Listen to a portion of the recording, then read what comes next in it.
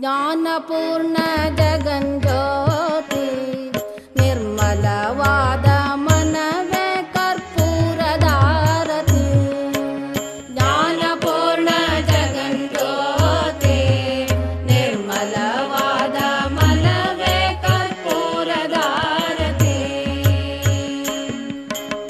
ಅನುದಿನ ಗುರುವಿನೊಳನು ಗೂಡಿ ಭಕ್ತಿಯಲಿ, ಅನುದಿನ ಗುರುವಿನೊಳನು ಗೂಡಿ ಭಕ್ತಿಯಲಿ, ಜನನ ಮರಣ ರಹಿತ ಜಂಗಮಕ್ಕೆ ಬೆಳಗಿರಿ. ಜ್ಞಾನಪೂರ್ಣ ಜಗಂಜ್ಯೋತಿ ನಿರ್ಮಲವಾದ ಮನವೇ ಕರ್ಪೂರದಾರತಿ.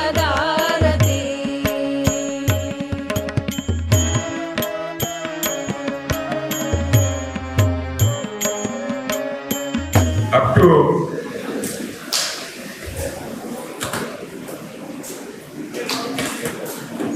1997,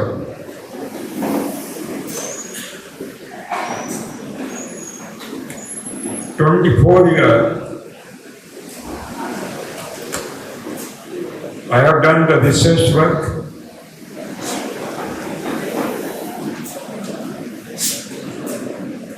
During my research, I found the great role of local cow in this farm.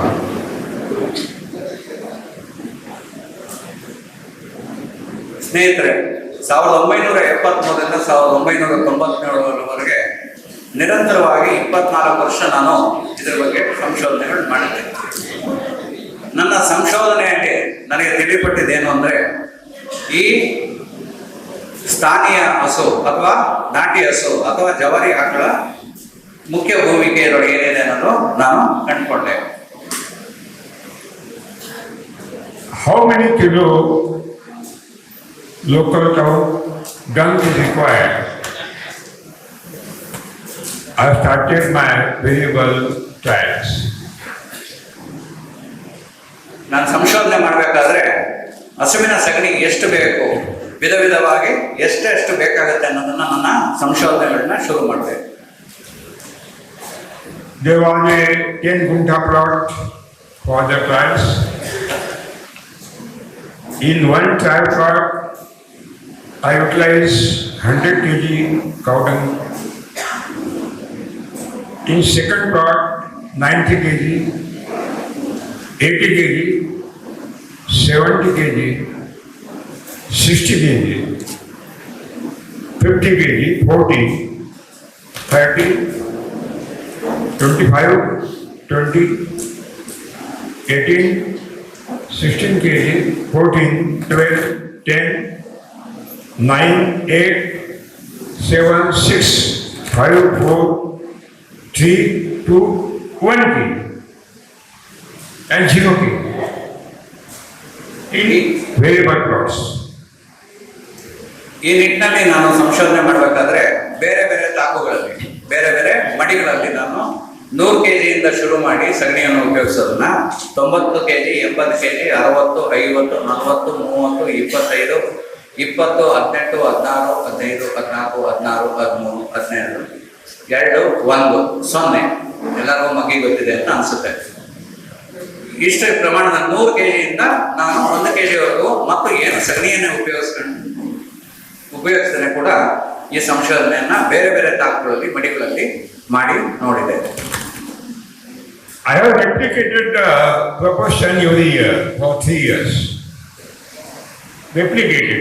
3 ವರ್ಷಕ್ಕೂ 100 kg ಹಾಕಿದ ತಾಕಲ್ಲಿ 100 kg, 90, 2 kg ಹಾಕಿದ್ರು 2 kg ಹಾಕೊಂಡು 3 ವರ್ಷದ ತನಕ ಅದೇ ತಾಕಿನಲ್ಲಿ ಅಷ್ಟೇ ಹಾಕೋದು. 2 kg, 2 kg, 2 kg, 30 kg, 30 kg, 30 kg ಅದೇ ತಾಕಿನಲ್ಲಿ ಆ ರೀತಿ ಅದನ್ನ ಪುನರಾವರ್ತನೆ ಮಾಡ್ಕೊಂಡು ಹೋದೆ. I have taken the trials on all crops. ಎಲ್ಲ ಬೆಳೆಗಳ ಮೇಲೆ ನಾನು ಪ್ರಯೋಗ ಮಾಡಿದೆ. At last I found ಕೊನೆಯಲ್ಲಿ ನನಗೆ ಗೊತ್ತಾಗಿದ್ದು only 10 kg local cow dung is required for 1 acre. ಅದರಲ್ಲಿ ನನಗೆ ಗೊತ್ತಾಗಿದ್ದು ಕೇವಲ 10 kg ನಾಟಿ ಹಸುವಿನ ಸಗಣಿ ಪ್ರತಿ ಎಕರೆಗೆ, Not as a manure. ಗೊಬ್ಬರವಾಗಿ ಅಲ್ಲ. ಇದನ್ನ ಕಿವಿಗೆ ಹಾಕಳಿ, ಗೊಬ್ಬರವಾಗಿ ಅಲ್ಲ. Not as a fertilizer. ಯಾವುದೇ ರಾಸಾಯನಿಕ ಗೊಬ್ಬರವಾಗಿ ಅಲ್ಲ. As a topmost culture of the microorganism. ಸೂಕ್ಷ್ಮ ಜೀವಾಣುಗಳ ಅತಿ ಉತ್ಕೃಷ್ಟವಾದ ಒಂದು ಹೆಪ್ಪು, ಕಲ್ಚರ್. You program it? ಹೆಪ್ಪು, culture. So maybe a big question in your mind. ಈಗ ಒಂದು ದೊಡ್ಡ ದೈತ್ಯ ಪ್ರಶ್ನೆ ನಿಮ್ಮ ಮನಸ್ಸಲ್ಲಿ ಬರುತ್ತೆ. People will ask me, sir, I am using truckload of the FOM, cowdung manure. I am using urea, phosphate, potash,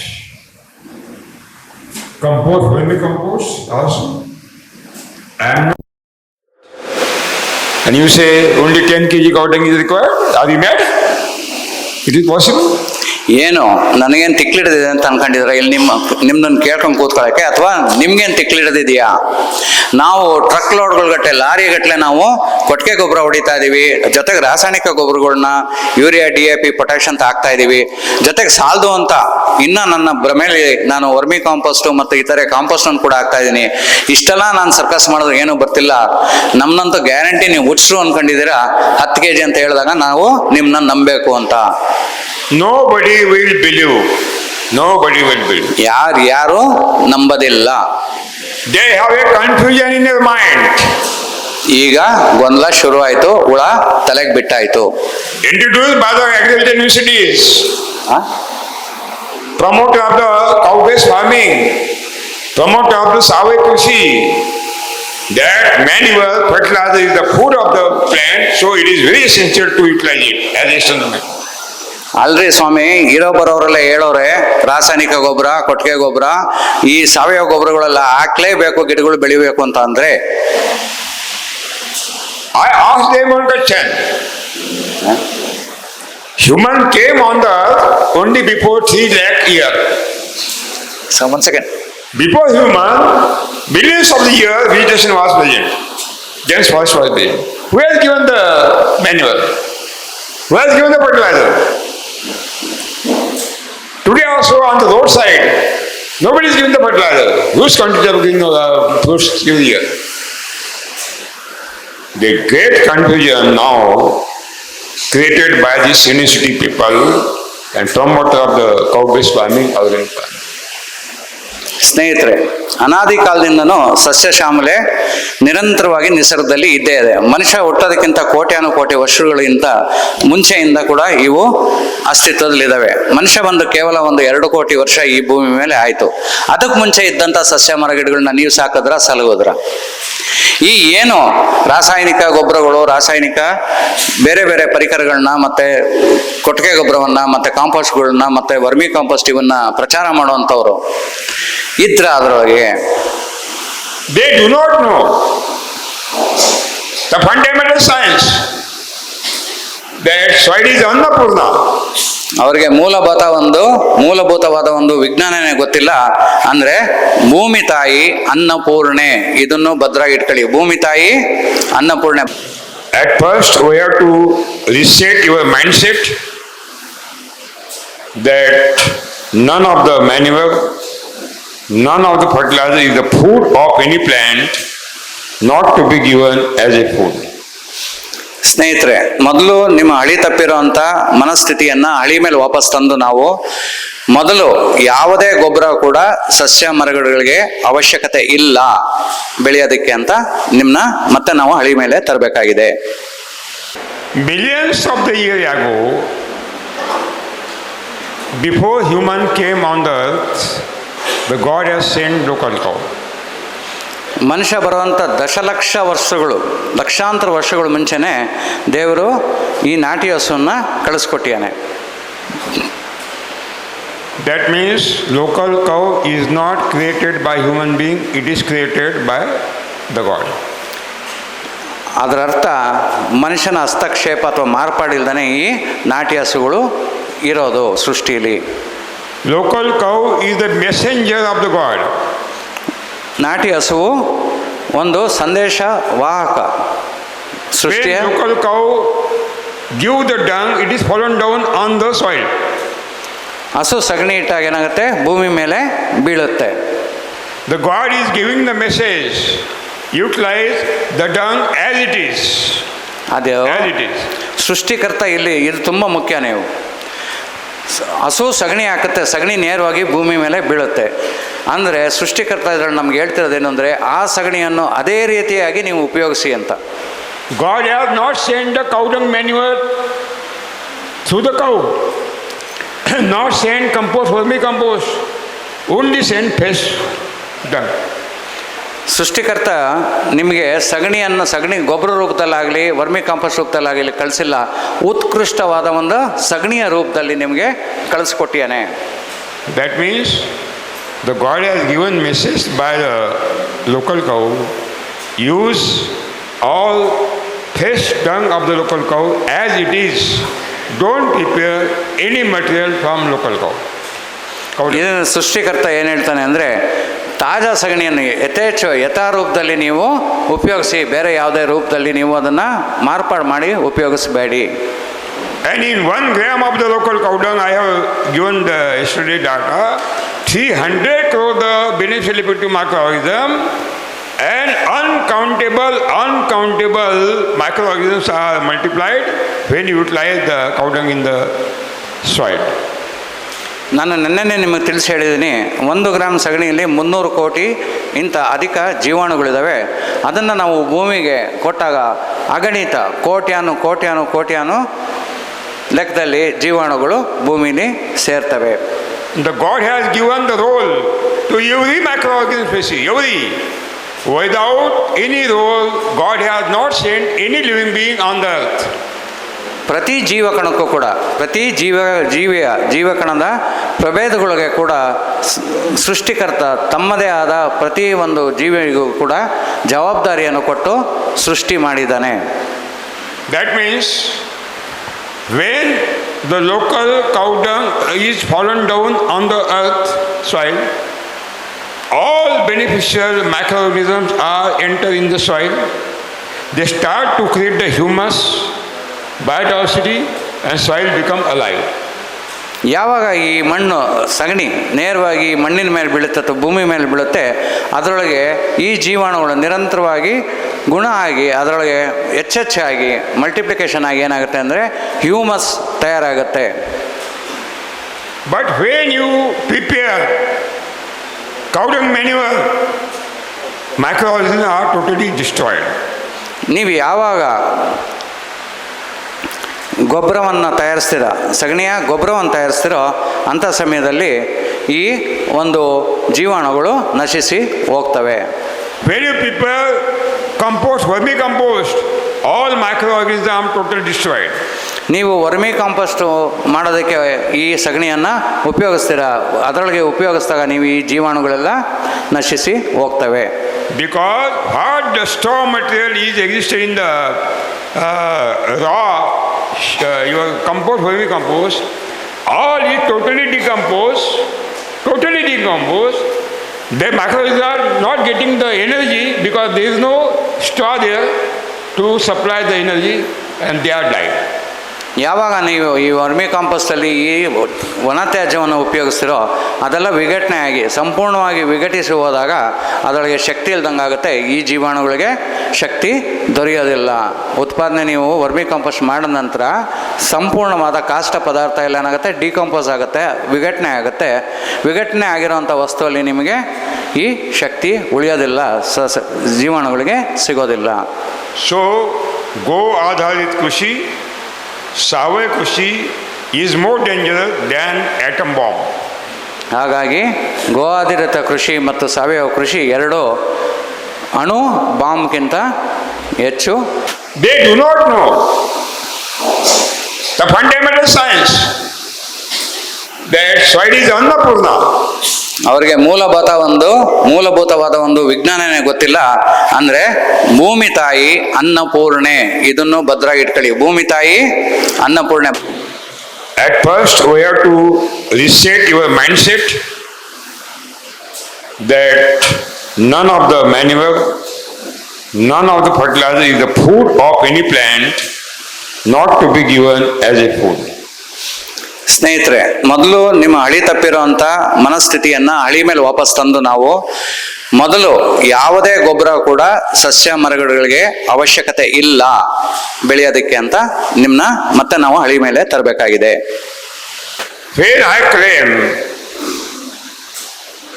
that 10 kg local cow dung is required for 1 acre only, not as a manure, not as a fertilizer, as a best culture of the beneficial effective microorganisms.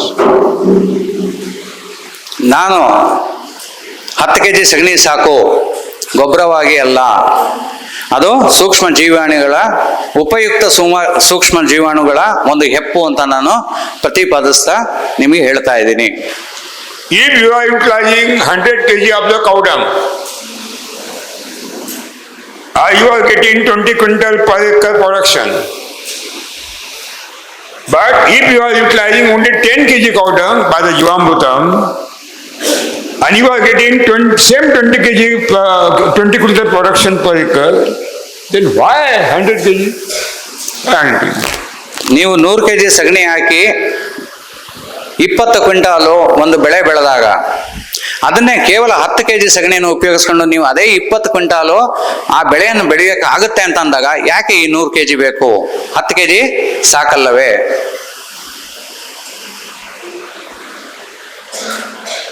I will give an example. 200 liter milk. How many? 200 litre ಹಾಲು.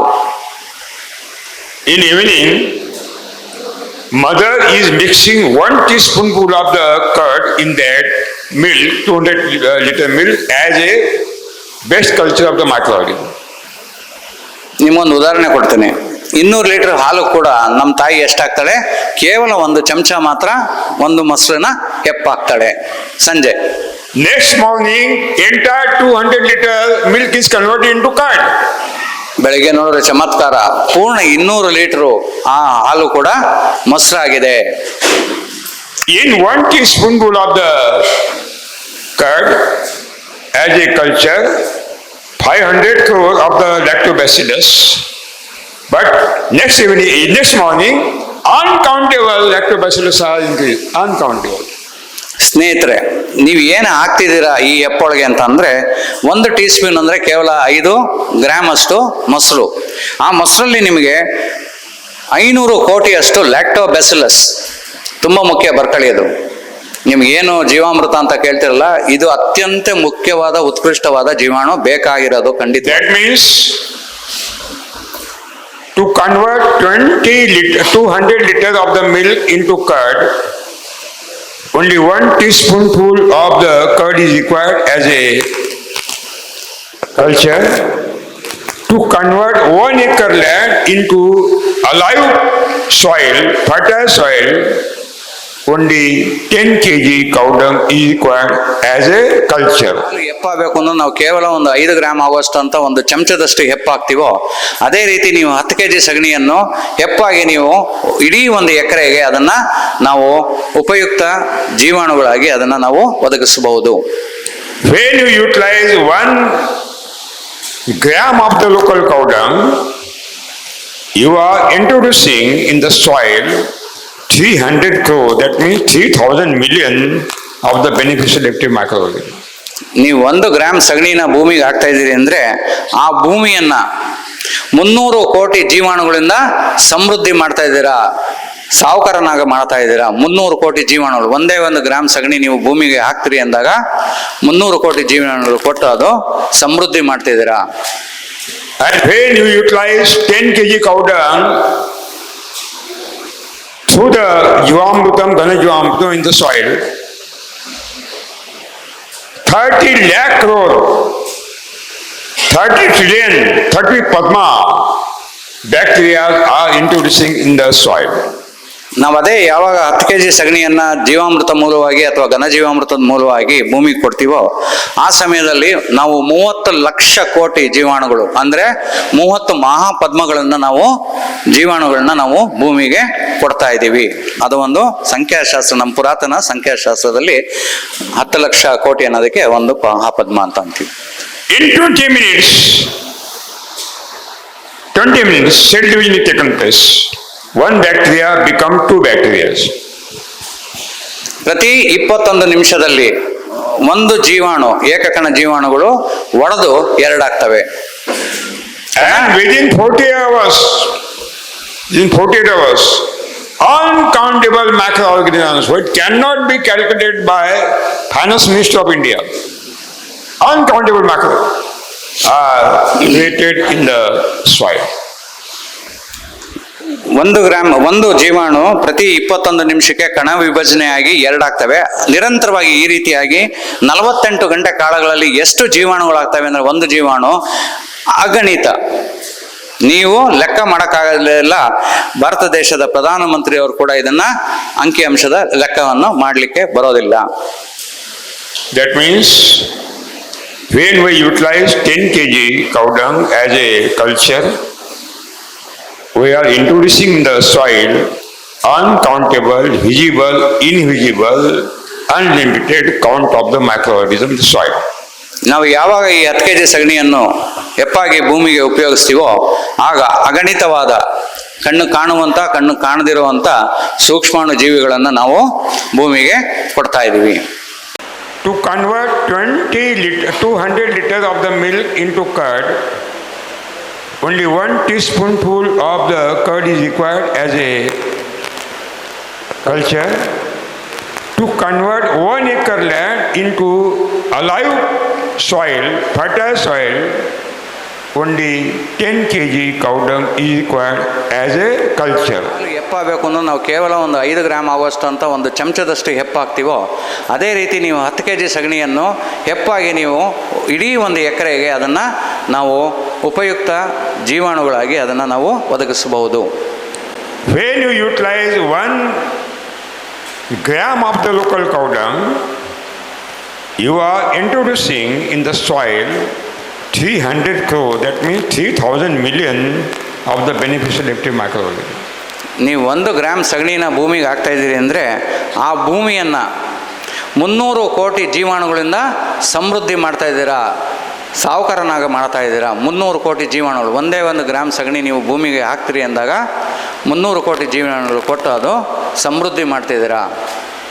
And when you utilize 10 kg cow dung through the Jivamrutam, Ghana Jivamrutam in the soil, 30 lakh crore, 30 trillion, 30 Padma bacteria are introducing in the soil. ನಾವು ಅದೇ ಯಾವಾಗ 10 kg ಸಗಣಿಯನ್ನು ಜೀವಾಮೃತ ಮೂಲವಾಗಿ ಅಥವಾ ಘನಜೀವಾಮೃತದ ಮೂಲವಾಗಿ ಭೂಮಿಗೆ ಕೊಡ್ತೀವೋ ಆ ಸಮಯದಲ್ಲಿ ನಾವು 30 ಲಕ್ಷ ಕೋಟಿ ಜೀವಾಣುಗಳು ಅಂದರೆ 30 ಮಹಾಪದ್ಮಗಳನ್ನು ಜೀವಾಣುಗಳನ್ನ ನಾವು ಭೂಮಿಗೆ ಕೊಡ್ತಾ ಇದ್ದೀವಿ. ಮಹಾಪದ್ಮ ಅದು ಒಂದು ಸಂಖ್ಯಾಶಾಸ್ತ್ರ, ನಮ್ಮ ಪುರಾತನ ಸಂಖ್ಯಾಶಾಸ್ತ್ರದಲ್ಲಿ 10 ಲಕ್ಷ ಕೋಟಿ ಅನ್ನೋದಕ್ಕೆ ಒಂದು ಮಹಾಪದ್ಮ ಅಂತ ಅಂತೀವಿ. In 20 minutes, cell division is taken place. 1 bacteria become 2 bacteria. ಪ್ರತಿ 21 ನಿಮಿಷದಲ್ಲಿ ಒಂದು ಜೀವಾಣು, ಏಕಕಣ ಜೀವಾಣುಗಳು ಒಡೆದು 2 ಆಗ್ತವೆ. And within 48 hours, uncountable macroorganisms which cannot be calculated by Finance Ministry of India, uncountable macro are created in the soil. ಒಂದು ಜೀವಾಣು ಪ್ರತಿ 21 ನಿಮಿಷಕ್ಕೆ ಕಣ ವಿಭಜನೆಯಾಗಿ 2 ಆಗ್ತವೆ. ನಿರಂತರವಾಗಿ ಈ ರೀತಿಯಾಗಿ 48 ಗಂಟೆ ಕಾಲಗಳಲ್ಲಿ ಎಷ್ಟು ಜೀವಾಣುಗಳಾಗ್ತವೆ ಅಂದರೆ ಒಂದು ಜೀವಾಣು ಅಗಣಿತ. ನೀವು ಲೆಕ್ಕ ಮಾಡೋಕ್ಕಾಗಲಿಲ್ಲ. ಭಾರತ ದೇಶದ ಪ್ರಧಾನಮಂತ್ರಿಯವರು ಕೂಡ ಇದನ್ನು ಅಂಕಿಅಂಶದ ಲೆಕ್ಕವನ್ನು ಮಾಡಲಿಕ್ಕೆ ಬರೋದಿಲ್ಲ. Those old cows which are not giving the calf, not giving the milk, the best dung we have to utilize, topmost. ಯಾವ ಹಸು ವಯಸ್ಸಾಗಿ ಅದು ಕರು ಹಾಕೋದಿಲ್ಲ ಅಥವಾ ಅದು ಹಾಲು ಕೊಡ್ತಿಲ್ಲ, ಅದ್ರ ಸಗಣಿ ಅತಿ ಉತ್ಕೃಷ್ಟ. So those old cows are going to slaughterhouses, you purchase them, do the double price and utilize in the Subhash Palakrishi. ಸ್ನೇಹಿತರೆ, ಯಾವ ವೃದ್ಧ ಹಸುಗಳು, ಯಾವ ದುರ್ಬಲ ಹಸುಗಳನ್ನ ನಿಮ್ಮ ಕಸಾಯಿಖಾನೆಗಳಿಗೆ ತೊಗೊಂಡೋಗ್ತಿದ್ದಾರೋ, ಯಾವ್ದು ಹಾಲು ಕೊಡಲ್ವೋ, ಹಾಲುಗಳು ಕಮ್ಮಿ ಇದಾವೆ ಅಂತ ಏನು ಹೇಳ್ತಿರಲ್ಲ, ಅಂಥ ಹಸುಗಳನ್ನ ತಗೊಳ್ಳಿ. ಅತಿ ಉತ್ಕೃಷ್ಟವಾದ ಸಗಣಿ ನಮ್ಮ ಸುಭಾಷ್ ಪಾಳೇಕರ್ ಕೃಷಿಲಿ ಉಪಯೋಗಿಸೋಕ್ಕೆ ಸಿಗುತ್ತೆ. Okay. Why Gomutra? Write down. ಗಂಜಲ ಯಾಕೆ?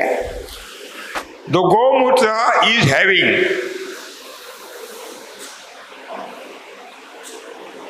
all essential amino acids. ಉಪಯುಕ್ತ ಅಮಿನೋ ಅನಿಲಗಳು, ಅಮಿನೋ ಆಸಿಡ್ಸ್ಗಳನ್ನ ಈ ಗೋಮೂತ್ರ ಹೊಂದಿದೆ. There are 20 amino acids. 20 ಪ್ರಭೇದ ಅಮಿನೋ ಆಸಿಡ್ಗಳು, ಅನಿಲಗಳು ಇದ್ದಾವೆ. 11 are most essential. ಅದರೊಳಗೆ 11 ಅತಿ ಮುಖ್ಯವಾಗಿದ್ದಾವೆ.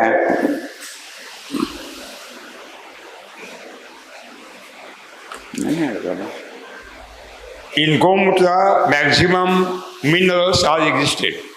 ಗೋಮೂತ್ರದಲ್ಲಿ ಅತಿ ಹೆಚ್ಚಿನ ಪ್ರಮಾಣದಲ್ಲಿ ಖನಿಜಗಳಿದ್ದಾವೆ.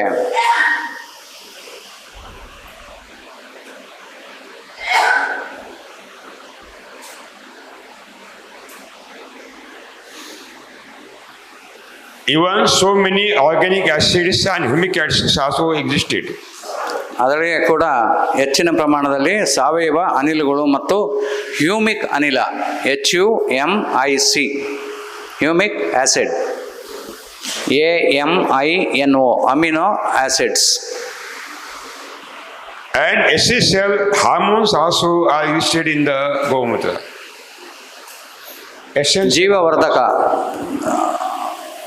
ಉಪಯುಕ್ತ ಜೀವವರ್ಧಕ ಅಥವಾ ಹಾರ್ಮೋನ್ಸ್ಗಳು ಕೂಡ ಅದರೊಳಗೆ ಇದ್ದಾವೆ. So it is very essential to utilize cow urine in the Jivamrita. ಹಾಗಾಗಿ ನಾವು ನಾಟಿ ಹಸುವಿನ ಗಂಜಲವನ್ನು ಜೀವಾಮೃತದಲ್ಲಿ ಉಪಯೋಗಿಸೋದು ಅತಿ ಅವಶ್ಯಕ. I have taken the variable trials of the quantity of the Gomutra and on variable crops also.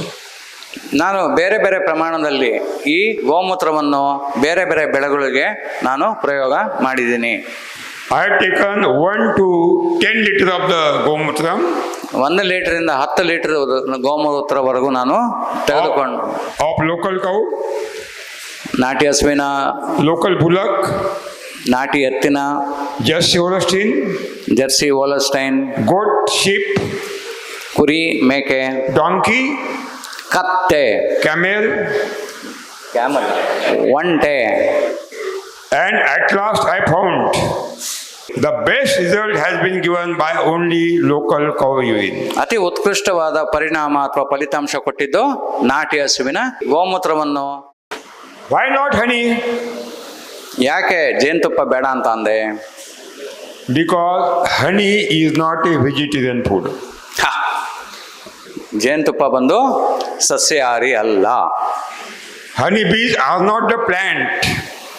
Honey bees are insect. ಜೇನುನೊಣ ಒಂದು ಏನದು? ಅದೇ ಹುಳು ಅಷ್ಟೇ ಅದು. ಹಾಗಾಗಿ ಅದು ಒಂದು ಸಸ್ಯ ಅಲ್ಲ. Indian honey bee travel 800 meters every day up to 1 kilometer. Visit 3000 flowers in the day. Suck the nectar through the flowers. Manufacture the honey in the stomach, not for human being, to feed the human, their queen honeybee, worker honeybee, and themselves, not for human being. ಸ್ನೇಹಿತರೆ, ಈ ಜೇನುನೊಣವು ಭಾರತೀಯ ದೇಶದ ಜೇನುನೊಣಗಳು ಪ್ರತಿದಿನ 800 ಮೀಟರಿಂದ 1 kilometre ದೂರಕ್ಕಷ್ಟೇ, ಅದರಿಂದ ಆಚೆ ಪರದಿ ಅದಕ್ಕಿಲ್ಲ. ಅದು ವಿಸ್ತೀರ್ಣ ಎಷ್ಟು?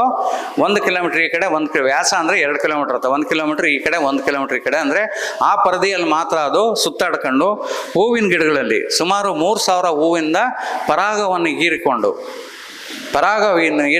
ತನ್ನ ಜಠರದಲ್ಲಿ ಅಥವಾ ಹೊಟ್ಟೆಯಲ್ಲಿ ಏನು ಮಾಡುತ್ತೆ, ಇದು ಜೇನು ತುಪ್ಪವನ್ನು ತಯಾರಿಸ್ಕೊಳ್ಳುತ್ತೆ. ಅದು ಏನಕ್ಕೆ ತಯಾರಿಸ್ಕೊಳ್ಳುತ್ತೆ? ಮನುಷ್ಯರಾದ ನಮಗೋಸ್ಕರ ಅಲ್ಲ, ರಾಣಿ ಜೇನಿಗಾಗಿ, ಅಲ್ಲಿ ಕೆಲಸ ಮಾಡುವಂಥ ಜೇನು ನೊಣಗಳಿಗಾಗಿ ಮತ್ತು ತನಗಾಗಿ ಈ ಜೇನುತುಪ್ಪವನ್ನು ತಯಾರಿಸಿಕೊಳ್ತವೆ. God has created honey is the food of only honeybee, not for human being. ಆಹಾರವಾಗಿ ತಯಾರಿಸಿಕೊಟ್ಟಿದೆ, ಮನುಷ್ಯನ ಉಪಯೋಗಕ್ಕೆ ಅಲ್ಲ. And when you destroy the comb of the honeybees to take the honey from the comb, it is a mahapapam. It is a mahapapam. ನೀವು ಯಾವಾಗ ಈ ಜೇನುತುಪ್ಪವನ್ನು ತೆಗೆಯಲು ಆ ಜೇನಿನ ಗೂಡನ್ನು ನೀವು ಚದರಿಸಿ ಜೇನುನೊಣನೆಲ್ಲ ಓಡಿಸ್ತಿರೋ, ನೀವು ಅತ್ಯಂತ ಘೋರವಾದ ಪಾಪವನ್ನು ಮಾಡ್ತಾ ಇದ್ದೀರಾ. When honeybee drink 10 kg of the honey, 1 kg wax is manufactured.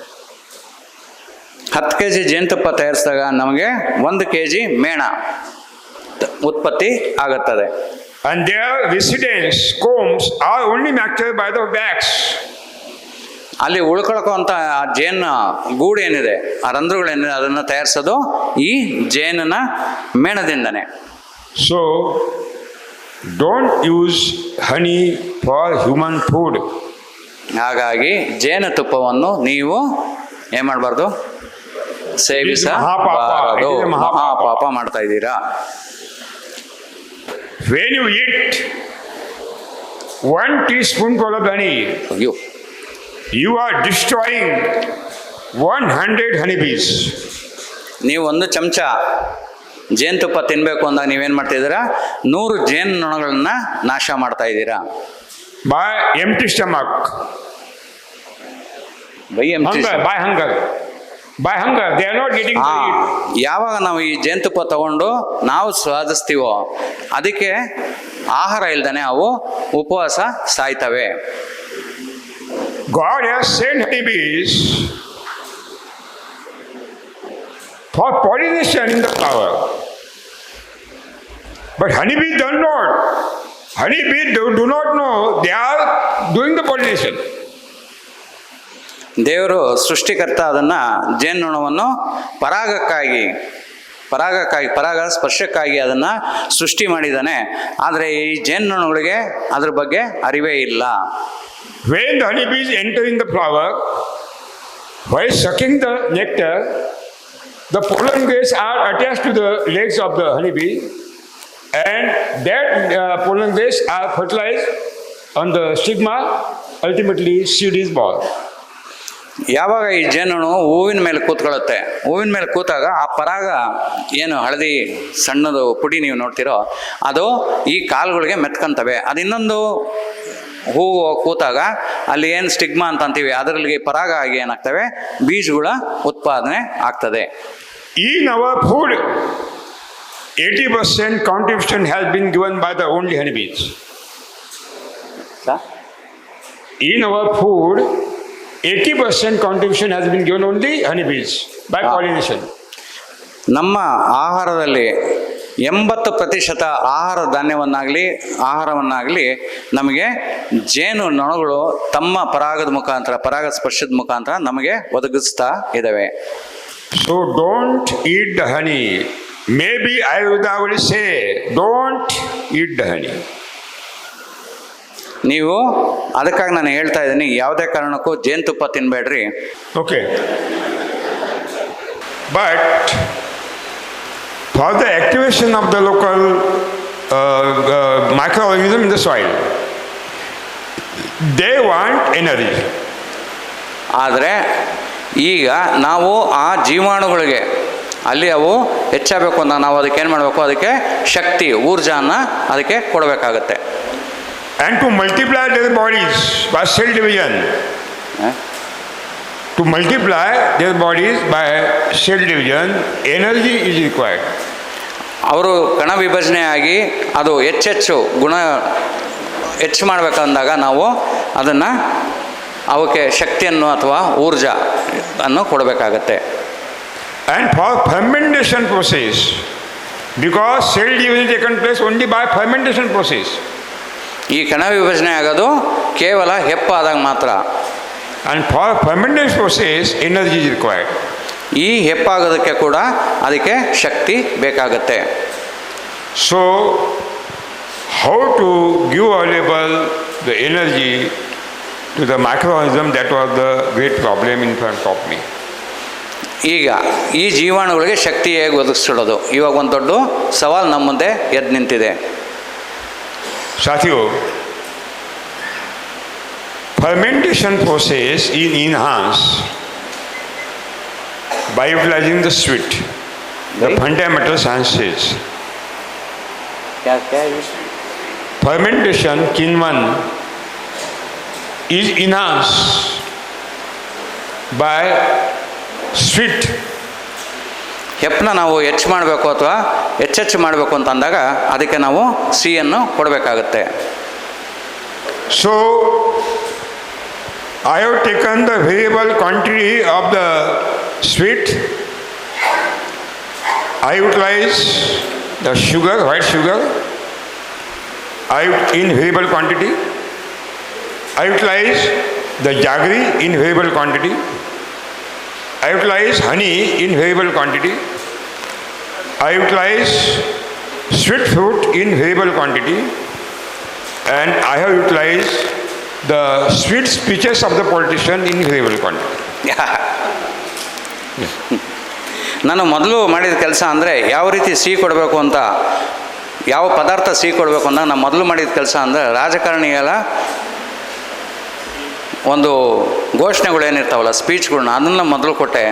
ಅದಾದ ನಂತರ ಬಿಳಿ ಸಕ್ಕರೆ, ಬೆಲ್ಲ, ಅಂದರೆ ಬಿಳಿ ಸಕ್ಕರೆ, ಬೆಲ್ಲ, ಹಣ್ಣು, ಸಿಹಿ ಹಣ್ಣುಗಳು ಇದನ್ನು ಜ್ಞಾಪಕದಲ್ಲಿ ಇಟ್ಕೊಳ್ಳಿ. ಸಿಹಿ ಹಣ್ಣುಗಳು ಮತ್ತು ಇತರೆ ಪದಾರ್ಥಗಳಿಂದ ಈ ಪ್ರಯೋಗವನ್ನು ಮಾಡಿದೆ. Continuous 3 years, I have taken the replications, I have taken the observations, and at last I found that 1 kg jaggery is essential, otherwise 4 liters of the sugarcane juice is essential, 4 liters. Otherwise 1 kg sweet fruit pulp is essential, it is enough. No white sugar and no honey bee. No honey. ಸ್ನೇಹಿತರೆ, ನಿರಂತರವಾಗಿ 3 ವರ್ಷ ಅದೇ ತಾಕುಗಳ ಮೇಲೆ ನಾನು ಈ ಪ್ರಯೋಗಗಳನ್ನ ಮಾಡ್ಕೊಂಬಂದಾಗ ನನಗೆ ಗೊತ್ತಾಗಿದೆ ಏನು ಅಂದರೆ, ಕೇವಲ 1 kg ರಾಸಾಯನಿಕ ಮುಕ್ತ ಬೆಲ್ಲ ಅಥವಾ 4 ಲೀಟ್ರು ಕಬ್ಬಿನ ಹಾಲು ಅಥವಾ 1 kg ಚೆನ್ನಾಗಿ ಕಳ್ತಿರೋಂಥ ಸಿಹಿ ಹಣ್ಣಿನ ತಿರುಳು ಯಾವುದೇ ಕಾರಣಕ್ಕೂ ಬಿಳಿ ಸಕ್ಕರೆ ಆಗೋದಿಲ್ಲ ಮತ್ತು ಜೇನುತುಪ್ಪದ ಅವಶ್ಯಕತೆ ಇಲ್ಲ ಅಂತ ನನಗೆ ಗೊತ್ತಾಯಿತು. So,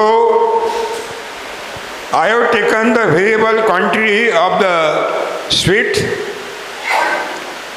I utilize the sugar, white sugar, in variable quantity. I utilize the jaggery in variable quantity. I utilize honey in variable quantity.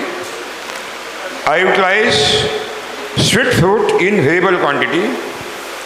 And I have utilized the sweet speeches of the politician in variable quantity.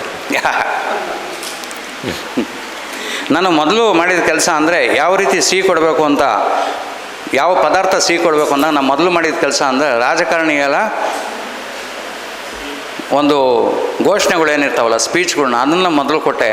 ಅದಾದ ನಂತರ ಬಿಳಿ ಸಕ್ಕರೆ, ಬೆಲ್ಲ, ಅಂದರೆ ಬಿಳಿ ಸಕ್ಕರೆ, ಬೆಲ್ಲ, ಹಣ್ಣು, ಸಿಹಿ ಹಣ್ಣುಗಳು ಇದನ್ನು ಜ್ಞಾಪಕದಲ್ಲಿ ಇಟ್ಕೊಳ್ಳಿ. ಸಿಹಿ ಹಣ್ಣುಗಳು ಮತ್ತು ಇತರೆ ಪದಾರ್ಥಗಳಿಂದ ಈ ಪ್ರಯೋಗವನ್ನು ಮಾಡಿದೆ. Continuous 3 years, I have taken the replications, I have taken the observations, and at last I found that 1 kg jaggery is essential, Otherwise, 4 liters of the sugarcane juice is essential. 4 liters. 4 litre. Otherwise, 1 kg sweet fruit pulp is essential. It is enough. No white sugar and no honey bee. No No honey. ನೋಡಿ ಸ್ನೇಹಿತರೆ, ನಿರಂತರವಾಗಿ 3 ವರ್ಷ ಅದೇ ತಾಕುಗಳ ಮೇಲೆ ನಾನು ಈ ಪ್ರಯೋಗಗಳನ್ನ ಮಾಡ್ಕೊಂಬಂದಾಗ ನನಗೆ ಗೊತ್ತಾಗಿದೆ ಏನು ಅಂದರೆ, ಕೇವಲ 1 kg ರಾಸಾಯನಿಕ ಮುಕ್ತ ಬೆಲ್ಲ ಅಥವಾ 4 ಲೀಟ್ರು ಕಬ್ಬಿನ ಹಾಲು ಅಥವಾ 1 kg ಚೆನ್ನಾಗಿ ಕಳ್ತಿರೋವಂಥ ಸಿಹಿ ಹಣ್ಣಿನ ತಿರುಳು, ಯಾವುದೇ ಕಾರಣಕ್ಕೂ ಬಿಳಿ ಸಕ್ಕರೆ ಆಗೋದಿಲ್ಲ ಮತ್ತು ಜೇನುತುಪ್ಪದ ಅವಶ್ಯಕತೆ ಇಲ್ಲ ಅಂತ ನನಗೆ ಗೊತ್ತಾಯಿತು. And we will prepare jaggery in a home. Very easy, very easy, very easy. ಸ್ನೇಹಿತರೆ, 1 kg ಬೆಲ್ಲ ಅಥವಾ 4 ಲೀಟ್ರು ಕಬ್ಬಿನ ಹಾಲು ಅಥವಾ 1 kg ಚೆನ್ನಾಗಿ ಕಳ್ತಿರೋಂಥ ಸಿಹಿ ಹಣ್ಣು, ಮತ್ತೆ ಹೇಳ್ತೀನಿ, ಯಾಕೆಂದರೆ ತುಂಬ ಪ್ರಶ್ನೆ ಏನು ಬರ್ತವೆ ಅಂದರೆ, ನಾವು ನಿಂಬೆಹಣ್ಣು ಉಪಯೋಗಿಸ್ಬೋದಾ, ಹುಣಸೆಹಣ್ಣು ಉಪಯೋಗಿಸ್ಬೋದಾ ಅಂತ ಪ್ರಶ್ನೆಗಳು ಬರ್ತವೆ. ಅರ್ಥ ಆಯ್ತಾ? ಮತ್ತು ಕಿತ್ತಳೆ ಹಣ್ಣು, ಮೂಸಂಬಿ, ತುಂಬ ಸಿಹಿ ಇರೋಂಥ ಹಣ್ಣುಗಳನ್ನ ನಾವು ಉಪಯೋಗಿಸ್ಬೇಕಾಗತ್ತೆ. ಅದಕ್ಕೆ ಪದೇ ಹೇಳ್ತಾ ಇದ್ದೀನಿ, ಚೆನ್ನಾಗಿ ಕಳ್ತಿರೋಂಥ ಸಿಹಿಯಾದ ಹಣ್ಣನ್ನು, ಅದರ ತಿರುಳು, ಸಿಪ್ಪೆ ವಾಟೆ ಎಲ್ಲ ಹಾಕೋಬೇಡ್ರಿ, ತಿರುಳನ್ನು ತೊಗೊಂಡು ಚೆನ್ನಾಗಿ ಕಿವುಚ್ ಅದಕ್ಕೆ ಹಾಕಿ, ಈ ರೀತಿ ಮಾಡೋದ್ರಿಂದ ನಮಗೆ ಬೇಕಾದಂಥ ಸಿಹಿ ಪದಾರ್ಥ ಸಿಗುತ್ತೆ. ಅದಕ್ಕಿಂತ ಉತ್ಕೃಷ್ಟವಾದ ಏನು ಅಂದರೆ, ನಮ್ಮ ತೋಟಗಳ ಮಧ್ಯದಲ್ಲಿ ನೀವು ಒಂದೊಂದು ಕಬ್ಬಿನ ಬೀಜವನ್ನು ನೀವು ನಟ್ಟಾಗ ಏನಾಗ್ತವೆ, ಅವು ಕಬ್ಬೆಳೆಯುತ್ತವೆ. ಅದರಿಂದ ನಾವು ಸ್ವಂತವಾಗಿ ನಮ್ಮ ಮನೆ ಬೇಕಾದಷ್ಟು ಬೆಲ್ಲವನ್ನು ಕೂಡ ತಯಾರಿಸ್ಕೋಬೋದು. I have arranged one trainings in Gujarat for only women farmers, how to prepare jaggery in your home, and fantastic response has been given by the women farmers. ನಾನು ಗುಜರಾತ್ನಲ್ಲಿ ಬರೀ ಹೆಣ್ಮಕ್ಳಿಗೋಸ್ಕರ ಮನೆಯೊಳಗೆ ಹೇಗೆ ಬೆಲ್ಲ ತಯಾರಿಸೋದಂತ ಒಂದು ಕಾರ್ಯಾಗಾರ ಮಾಡಿದೆ. ತುಂಬ ಉತ್ಕೃಷ್ಟವಾದ ಒಂದು ಪರಿಣಾಮ ಸಿಕ್ತು ಆ ಒಂದು ಕಾರ್ಯದಿಂದ ಹೆಣ್ಮಕ್ಳಿಂದ ಅಂತ ಹೇಳ್ತಿದ್ದಾರೆ. I will post one video in our group so that you can get the information. You can see. ಇವಾಗ ವಿಡಿಯೋ ಅವರ ಈ ಗ್ರೂಪ್ಗೆ ಅದನ್ನು ಕೊಡ್ತಾರೆ, ಹಾಕ್ತಾರೆ. ಅದರೊಳಗೆ ತಾವು ಅದನ್ನು ನೋಡ್ಬೋದು. 4 liter sugarcane juice is enough, either or. 1 kg sweet fruit is enough pulp. And I think that in our farm, we are growing the sugarcane in our orchard, in between 2 trees, and we will prepare jaggery in a home. Very easy, very easy, very easy. ಸ್ನೇಹಿತರೆ, 1 kg ಬೆಲ್ಲ ಅಥವಾ 4 litre ಕಬ್ಬಿನ ಹಾಲು ಅಥವಾ 1 kg ಚೆನ್ನಾಗಿ ಕಳ್ತಿರೋಂಥ ಸಿಹಿ ಹಣ್ಣು, ಮತ್ತೆ ಹೇಳ್ತೀನಿ, ಯಾಕೆಂದರೆ ತುಂಬ ಪ್ರಶ್ನೆ ಏನು ಬರ್ತವೆ ಅಂದರೆ, ನಾವು ನಿಂಬೆಹಣ್ಣು ಉಪಯೋಗಿಸ್ಬೋದಾ, ಹುಣಸೆಹಣ್ಣು ಉಪಯೋಗಿಸ್ಬೋದಾ ಅಂತ ಪ್ರಶ್ನೆಗಳು ಬರ್ತವೆ. ಅರ್ಥ ಆಯ್ತಾ? ಮತ್ತು ಕಿತ್ತಳೆ ಹಣ್ಣು, ಮೂಸಂಬಿ, ತುಂಬ ಸಿಹಿ ಇರೋಂಥ ಹಣ್ಣುಗಳನ್ನ ನಾವು ಉಪಯೋಗಿಸ್ಬೇಕಾಗತ್ತೆ. ಅದಕ್ಕೆ ಪದೇ ಹೇಳ್ತಾ ಇದ್ದೀನಿ, ಚೆನ್ನಾಗಿ ಕಳ್ತಿರೋಂಥ ಸಿಹಿಯಾದ ಹಣ್ಣನ್ನು, ಅದರ ತಿರುಳು, ಸಿಪ್ಪೆ ವಾಟೆ ಎಲ್ಲ ಹಾಕೋಬೇಡ್ರಿ, ತಿರುಳನ್ನು ತೊಗೊಂಡು ಚೆನ್ನಾಗಿ ಕಿವುಚ್ ಅದಕ್ಕೆ ಹಾಕಿ, ಈ ರೀತಿ ಮಾಡೋದ್ರಿಂದ ನಮಗೆ ಬೇಕಾದಂಥ ಸಿಹಿ ಪದಾರ್ಥ ಸಿಗುತ್ತೆ. ಅದಕ್ಕಿಂತ ಉತ್ಕೃಷ್ಟವಾದ ಏನು ಅಂದರೆ, ನಮ್ಮ ತೋಟಗಳ ಮಧ್ಯದಲ್ಲಿ ನೀವು ಒಂದೊಂದು ಕಬ್ಬಿನ ಬೀಜವನ್ನು ನೀವು ನಟ್ಟಾಗ ಏನಾಗ್ತವೆ, ಅವು ಕಬ್ಬೆಳೆಯುತ್ತವೆ. ಅದರಿಂದ ನಾವು ಸ್ವಂತವಾಗಿ ನಮ್ಮ ಮನೆ ಬೇಕಾದಷ್ಟು ಬೆಲ್ಲವನ್ನು ಕೂಡ ತಯಾರಿಸ್ಕೋಬೋದು. I have arranged one trainings in Gujarat for only women farmers, how to prepare jaggery in your home, and fantastic response has been given by the women farmers. ನಾನು ಗುಜರಾತ್ನಲ್ಲಿ ಬರೀ ಹೆಣ್ಮಕ್ಳಿಗೋಸ್ಕರ ಮನೆಯೊಳಗೆ ಹೇಗೆ ಬೆಲ್ಲ ತಯಾರಿಸೋದಂತ ಒಂದು ಕಾರ್ಯಾಗಾರ ಮಾಡಿದೆ. ತುಂಬ ಉತ್ಕೃಷ್ಟವಾದ ಒಂದು ಪರಿಣಾಮ ಸಿಕ್ತು ಆ ಒಂದು ಕಾರ್ಯದಿಂದ ಹೆಣ್ಮಕ್ಳಿಂದ. I will post one video in our group so that you can get the information. You can see. ಸುಮ್ಮನೆ ತಮಾಷೆಗಪ್ಪ ಹೇಳ್ತಾ ಇರ್ತೀವಿ ಅದು. ಇವಾಗ ವಿಡಿಯೋ ಅವರ ಈ ಗ್ರೂಪ್ಗೆ ಅದನ್ನು ಕೊಡ್ತಾರೆ, ಹಾಕ್ತಾರೆ. ಅದರೊಳಗೆ ತಾವು ಅದನ್ನು ನೋಡ್ಬೋದು. When mother or sister, wife prepare the laddu, Okay. Ladu. Okay. ಸರಿ ಬರಪ್ಪ ಸರಿ. If mother is skilled, ಹಾಂ mother is having the best skill to prepare the laddu. She knows what is the situation of the chasni. Chasni, क्या बोलते उसको? ಪಾಕ ಗುರುಜಿ ಪಾಕ ಮೈಸೂರು ಪಾಕ. Paka. And laddu will be soft, not hard. But now new generation of the women, they prepare laddu. Elephant also cannot break the laddu. ಸ್ನೇಹಿತರೆ, ವಿಶೇಷವಾಗಿ ತಾಯಂದಿರಿಗೆ, ನನ್ನ ತಾಯಿ, ನನ್ನ ಶ್ರೀಮತಿ, ನನ್ನ ಮಗಳಿಲ್ಲ, ಇವರು ಮನೆಯೊಳಗೆ ಲಡ್ಡು ಅಂತ ತಯಾರಿಸ್ತಾರೆ. ನನ್ನ ಮನೆ ತಾಯಿ ಶ್ರೀಮತಿ ಹೇಳ್ತಿರೋದು, ನಿಮ್ಮನ್ನಲ್ಲ. ಅದರೊಳಗೆ ನಮ್ಮ ತಾಯಿ ತಯಾರಿಸಿದಂಥ ಲಡ್ಡುಗೆ ಆ ಪಾಕ ಎಳೆಯನ್ನು ಸರಿಯಾಗಿ ತೆಗೆದು, ಬೆಲ್ಲದ ಎಳೆಯನ್ನು ತೆಗೆದು ಅವರು ಮಾಡಿಕೊಡ್ತಾರೆ. ಆ ಲಡ್ಡು ತುಂಬ ಮೃದುವಾಗಿರುತ್ತೆ. ನಮ್ಮ ಮನೆಯವ್ರು ಮಾಡಿದ್ರು ಅಷ್ಟೇ ಮೃದುವಾಗಿರುತ್ತೆ. So that you can prepare jaggery in your home. Okay? Yesterday I have given the data. 1 square feet leaf surface area of any plant consume 12.5 kilocalories of energy. Carbon dioxide create 4.5 gram carbohydrate.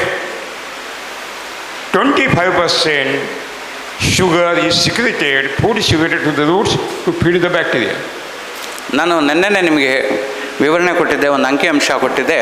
ಏನು ಅಂತಂದರೆ, ಒಂದು ಪ್ರತಿ ಚದರಡಿ ವಿಸ್ತೀರ್ಣದ ಎಲೆ, ಹಸಿರು ಎಲೆ ಪ್ರತಿದಿನ 12.5 kilo ಕ್ಯಾಲರಿಯನ್ನು ಸೂರ್ಯನ ಶಕ್ತಿಯನ್ನು ಗ್ರಹಿಸಿಕೊಂಡು ಅದು ಮತ್ತೆ ಇಂಗಾಲ ಡೈಆಕ್ಸೈಡನ್ನು ಬಳಸಿಕೊಂಡು ಪ್ರತಿ ಚದರಡಿ ಎಲೆ 4.5 ಗ್ರಾಮ್ ಅನ್ನ ತಯಾರಿಸುತ್ತೆ ಅಂತ.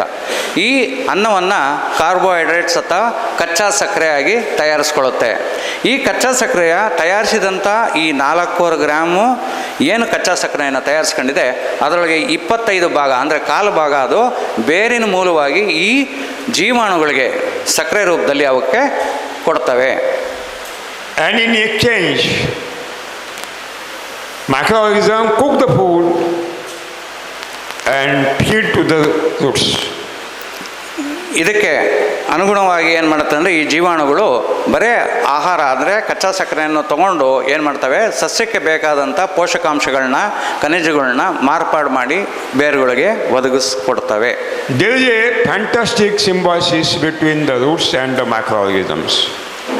ಅತ್ಯಂತ ಉತ್ಕೃಷ್ಟವಾದ ಒಂದು ಸಹಜೀವನ ಬೇರುಗಳು ಮತ್ತು ಈ ಸೂಕ್ಷ್ಮ ಜೀವಾಣುಗಳಿಗೆ ಇದೆ. That means for starting of the fermentation process, God has given the beautiful system to multiply the microbial count by feeding the sugar sweet to the microorganism. That means God has given the message, if you want to multiply the count and fermentation process, you have to feed microorganism sweet. ಸ್ನೇಹಿತರೆ, ನಿಸರ್ಗ ಒಂದು ಉತ್ಕೃಷ್ಟವಾದ ಒಂದು ಪರಿಕಲ್ಪನೆ ಮಾಡಿ ಏನು ಮಾಡಿದೆ ಅಂದರೆ, ಈ ಭೂಮಿಗೆ ನೀವು ಜೀವಾಣುಗಳನ್ನ ಹಾಕಿದ ತಕ್ಷಣ ಅವು ಅಲ್ಲಿ ಹೆಪ್ಪು ಅಂದರೆ ಹೆಚ್ಚಾಗೋದು. ಹೆಪ್ಪು ಅಂದರೆ ನಾವು ಅವೆಲ್ಲ ಹೇಳಿದ್ವಿ, 1 2 2 4 8 ಕೋಟಿ ಆಗಬೇಕು ಅಂದಾಗ, ಹೆಪ್ಪಾಗಬೇಕು ಅಂದಾಗ ಅದನ್ನು ನಾವು ಏನು ಮಾಡ್ತೀವಿ ಅಂದರೆ, ಈ ಒಂದು ಸಕ್ಕರೆಯನ್ನು ಅಥವಾ ಸಿಹಿಯನ್ನು ಕೊಡಬೇಕು ಅಂತ ನೋಡಿದ್ದೀವಿ. ಆದರೆ ಪ್ರಕೃತಿ ತನ್ನಿಂದ ತಾನೇ ಬರುವಾಗ ನಾವು ಈ ಜೀವಾಣುವನ್ನು ಕೊಡುವ ಮುಂಚೆನೇ ಒಂದು ವ್ಯವಸ್ಥೆಯನ್ನು ಮಾಡಿಟ್ಟಿದೆ. ಯಾವ ವ್ಯವಸ್ಥೆ ಅಂದರೆ, ಬೇರುಗಳ ಮೂಲವಾಗಿ ತಯಾರಿಸಿದಂಥ ಕಚ್ಚಾ ಸಕ್ಕರೆಯನ್ನು ಈ ಜೀವಾಣುಗಳಿಗೆ ಶಕ್ತಿ ರೂಪದಲ್ಲಿ, ಸಿಹಿ ರೂಪದಲ್ಲಿ ಕೊಡೋಕ್ಕೆ ಒಂದು ವ್ಯವಸ್ಥೆ ಮಾಡಿದೆ. That means if the God is giving the sugar to the microorganisms to multiply their cells, that means God has given approval to me, you have to utilize also the sweet in the Jivamrita. ಇದರಿಂದ ಅರ್ಥ ಏನಾಗುತ್ತೆ ಅಂದರೆ, ಯಾವಾಗ ಪ್ರಕೃತಿ ಅಥವಾ ದೇವರು ಈ ಜೀವಾಣುಗಳು ಹೆಚ್ಚೆಚ್ಚು ಸಂಖ್ಯೆಯಲ್ಲಿ ಆಗಬೇಕು ಅಂತ ಅಂದಾಗ, ಮಲ್ಟಿಪ್ಲಿಕೇಶನ್ ಆಗಬೇಕು ಅಂತಂದಾಗ ಸಕ್ಕರೆಯನ್ನು ಒದಗಿಸಿದ್ದಾಗ ಅಥವಾ ಸಿಹಿಯನ್ನು ಒದಗಿಸಿರುವಾಗ ನನಗೂ ಕೂಡ ಅನುಮತಿ ಕೊಟ್ಟಿದ್ದಾರೆ ಈ ಕಣ ವಿಭಜನೆ ಆಗಿ ಹೆಚ್ಚಾಗಬೇಕು ಜೀವಾಣುಗಳು ಅಂತಂದಾಗ ಈ ಸಿಹಿ ಪದಾರ್ಥವನ್ನು ನನಗೆ ಉಪಯೋಗಿಸೋದಕ್ಕೆ ಪ್ರಕೃತಿಯೇ ನನಗೆ ಅನುಮತಿ ಕೊಟ್ಟಿದೆ. That means to utilize the sweet in the Jivamrutam preparation, it is 100% spiritual because God is doing that effort. ದೇವರೇ ಆ ಕೆಲಸವನ್ನು ಮಾಡ್ತಿರ್ಬೇಕಾದ್ರೆ, ನಿಸರ್ಗವೇ ಆ ಕೆಲಸವನ್ನು ಮಾಡ್ತಿರ್ಬೇಕಾದ್ರೆ ನಾವು ಜೀವಾಮೃತದಲ್ಲಿ ಈ ಸಿಹಿ ಪದಾರ್ಥವನ್ನು ಉಪಯೋಗಿಸೋದಕ್ಕೆ ಯಾವುದೇ ಒಂದು ಅಡಚಣೆ ಇಲ್ಲ, ಯಾವುದೇ ಒಂದು ಆಧ್ಯಾತ್ಮಿಕ ಒಂದು ಇದು ನಮಗೆ ಅಡ್ಡ ಬರೋದಿಲ್ಲ. But for the respiration and body activities of the bacteria, energy is essential. ಅವುಗಳು ಉಸಿರಾಟಕ್ಕೆ ಮತ್ತು ಈ ಗುಣ ಆಗೋದಕ್ಕೆ ಹೆಚ್ಚಾಗೋದಕ್ಕೆ ಏನಾಗುತ್ತೆ, ಗುಣ ಹೆಚ್ಚಾಗೋದಕ್ಕೆ ಅದಕ್ಕೆ ಸಿಹಿ ಬೇಕಾಗುತ್ತೆ ಮತ್ತು ಅದೇ ರೀತಿ ಶಕ್ತಿ ಬೇಕಾಗುತ್ತೆ ಉಸಿರಾಡಕ್ಕೆ ಮತ್ತು ದ್ವಿಗುಣ ಆಗೋಕ್ಕೆ. Carbohydrate, raw sugar, white sugar is having energy. 1 gram of the carbohydrate is having 4.5 kilocalorie energy. In protein, 1 kg of protein, 1 gram of the protein, 4.5 kilocalorie energy. But in 1 gram of the fat, 9 kilocalorie energy, double fat. fat. ಸ್ನೇಹಿತರೆ, ಈ ಶಕ್ತಿ ಬೇಕು ಅಂತಂದಾಗ 1 gram ಕಚ್ಚಾ ಸಕ್ಕರೆ ಏನು ಆಹಾರ ಉತ್ಪಾದನೆ ಮಾಡುತ್ತೆ ಸಸ್ಯಗಳು, ಕಚ್ಚಾ ಸಕ್ಕರೆ ಕಾರ್ಬೋಹೈಡ್ರೇಟ್ ಆಗಿ ಅದರೊಳಗೆ 1 ಗ್ರಾಮು 4.5 ಕಿಲೋ ಕ್ಯಾಲರಿಯಷ್ಟು ಶಕ್ತಿಯನ್ನು ಹೊಂದಿರುತ್ತೆ. ಅದೇ ರೀತಿ ಪ್ರೋಟೀನ್ ಸಸಾರಜನಕ 1 ಗ್ರಾಮ್ನಲ್ಲಿ 4.5 ಕಿಲೋ ಕ್ಯಾಲರಿಯಷ್ಟು ಶಕ್ತಿಯನ್ನು ಹೊಂದಿರುತ್ತೆ. ಆಮೇಲೆ 1 ಗ್ರಾಮ್ ಫ್ಯಾಟ್ ಕೊಬ್ಬು 9 ಕಿಲೋ ಕ್ಯಾಲರಿಯಷ್ಟು ಈ ಒಂದು ಶಕ್ತಿಯನ್ನು ಹೊಂದಿರುತ್ತೆ. ಕ್ಯಾಲರಿ ಅಂದರೆ ಏನಿಲ್ಲ, 1 ಗ್ರಾಮ್ ನೀರು 4 ಡಿಗ್ರಿ ಸೆಂಟಿಗ್ರೇಡಲ್ಲಿ ಏನು ನೀರಿರುತ್ತೆ, 1 ಗ್ರಾಮ್ ನೀರನ್ನು 5 ಡಿಗ್ರಿಗೆ ಅಂದರೆ 1 ಡಿಗ್ರಿ ಹೆಚ್ಚು ಮಾಡೋಕ್ಕೆ ಬೇಕಾಗಿರೋಂಥ ತಾಪಮಾನ ಅಂದರೆ ಬಿಸಿ ಏನಿದೆಯೋ ಅದನ್ನು ನಾವು 1 ಕ್ಯಾಲರಿ ಅಂತೀವಿ. ಅದನ್ನು 1000ದಲ್ಲಿ ಗುಣಿಸಿದ್ರೆ ಅದು ಕಿಲೋ ಕ್ಯಾಲರಿ ಆಗುತ್ತೆ. 4,500 ಕ್ಯಾಲರಿ, 4.5 ಕ್ಯಾಲರಿ ಅಂದರೆ ಕಿಲೋ ಕ್ಯಾಲರಿ ಅಂತ ಅಂತಾರೆ. There are 2 types of the calorie energy. Positive energy, negative energy. 2 ಥರ ಶಕ್ತಿ, ಒಂದು ಪಾಸಿಟಿವ್, ಒಂದು ನಮ್ಮಿಂದ ಹೇಳ್ಕೊಂಡು ಹೋಗೋದು negative. Fat is having the negative energy.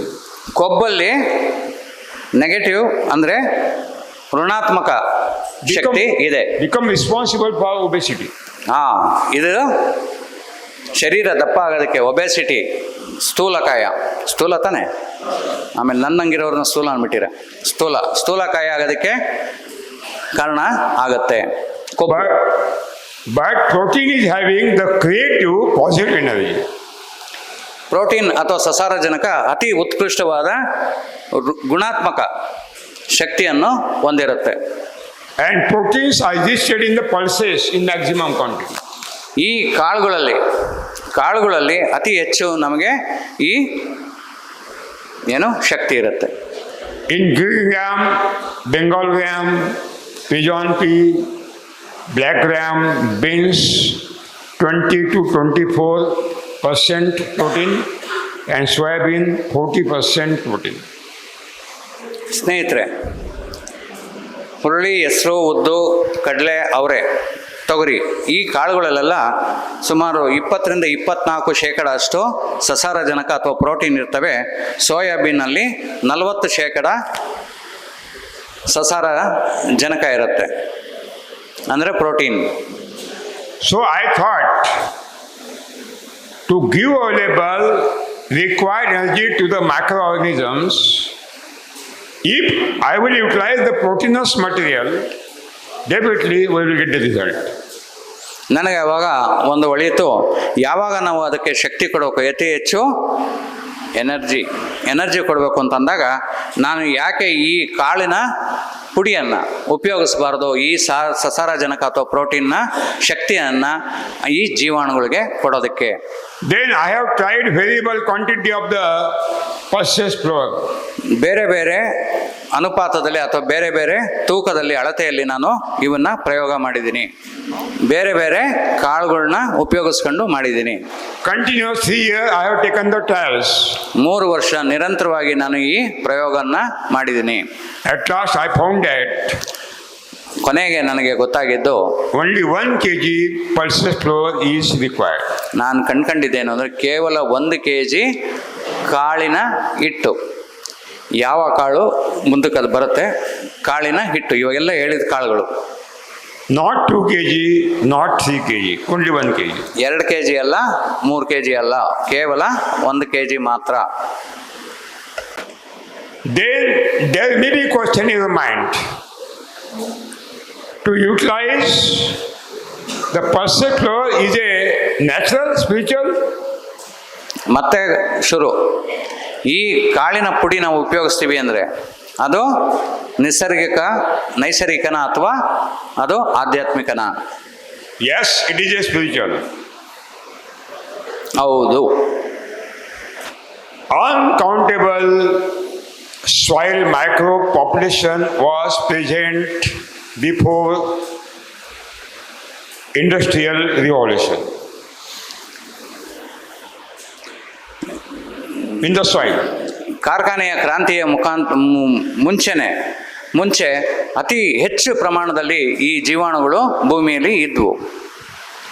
Due to chemical fertilizer and insecticide, we have destroyed huge quantity of the species of the microorganism. ಈ ರಾಸಾಯನಿಕ ಗೊಬ್ಬರಗಳು ಮತ್ತು ಅದಕ್ಕೆ ಉಪಯೋಗಿಸುವಂಥ ಕೀಟನಾಶಕಗಳು, ವಿಷಕಾರಿ ಕೀಟನಾಶಕಗಳಿಂದ ನಾವು ಅಗಣಿತವಾದ ಪ್ರಭೇದಗಳು, ಅಗಣಿತವಾದ ಜೀವಾಣುಗಳನ್ನ ನಾವು ನಾಶ ಮಾಡಿದ್ದೀವಿ. By means of the organic Savaya Krishi also, we have destroyed the microorganism in large quantity. ಸಾವಯವ ಕೃಷಿ ಮೂಲಕ ಕೂಡ ನಾವು ಜೀವಾಣುಗಳನ್ನ ಹಾಳು ಮಾಡಿದ್ದೀವಿ. ಕ್ಯಾಡ್ಮಿಯಮ್ಮು, ಮೆರ್ಕ್ಯುರಿ, ಲೆಡ್, ಶೀಶ ಮತ್ತು ಇತರೆ ಆರ್ಸೆನಿಕ್ ಅಂತ ಇತರೆ ಘನತ್ಯಾಜ್ಯಗಳು ಅಂದರೆ ಹೆವಿ ಮೆಟಲ್ಸ್ನಿಂದ ಖನಿಜಗಳು, ಅದರಿಂದ ಏನಾಗಿದೆ ಅಂದರೆ ಇವು ನಾಶ ಆಗಿದ್ದಾವೆ. But on the bund of the farm, bund को क्या बोलते हैं? ಭೂಮಿಯ ಬದು, ಒಡ್ಡು ಅಂತೀರಾ, ಬದು ಅಂತೀರಾ, ಕಾಜಿಗೆ ಅಲ್ಲ, ಕಾಜಿಗೆ ಅಲ್ಲ, ಏನಂತೀರಿ ಇನ್ನೊಂದು? ಬದು ಅಂತೀರಾ, ಅದೇ ಬದು. ಬಂಡ್ ಅಂದ್ರಪ್ಪ ಕನ್ನಡದಲ್ಲಿ ಗೊತ್ತಾಗತ್ತಲ್ಲ, ಬಂಡು ಕನ್ನಡದಲ್ಲೇನು ಬಂಡ್. Border in between the enemy and us. ಪಕ್ಕದ ವೈರಿಗಳ ಮಧ್ಯದಲ್ಲಿರುವಂಥ ನಮ್ಮ ದಿಡ್ಡೆ. That is called border. In that bund, since millions of the year, all visible, invisible microorganism species are existed and residing. ಅದರೊಳಗೆ ದಶಲಕ್ಷ ವರ್ಷಗಳಿಂದ ಮುಂಚೆಯಿಂದ ಕೂಡ ಅಲ್ಲಿ ಉಪಯುಕ್ತವಾದ ಜೀವಾಣುಗಳಲ್ಲಿ ವಾಸಿಸ್ತಾ ಇದ್ದಾವೆ. Because there is no human disturbance in the bund and forest. ಮನುಷ್ಯ ಕಾಲಿಟ್ಟಿದ ಕಡೆ ಹುಲ್ಲು ಬೆಳೆಯಲ್ಲ ಅಂತ ಅಂತೀವಿ.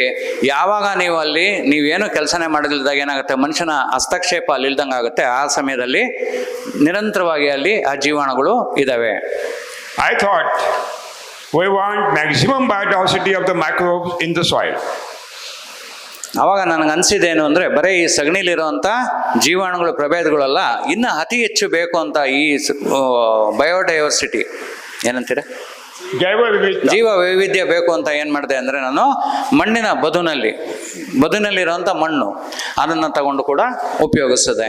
When you create maximum biodiversity of the microbe in the soil, and when you create the maximum biodiversity into the crops, you will get 100% fantastic result. ನೀವು ಯಾವಾಗ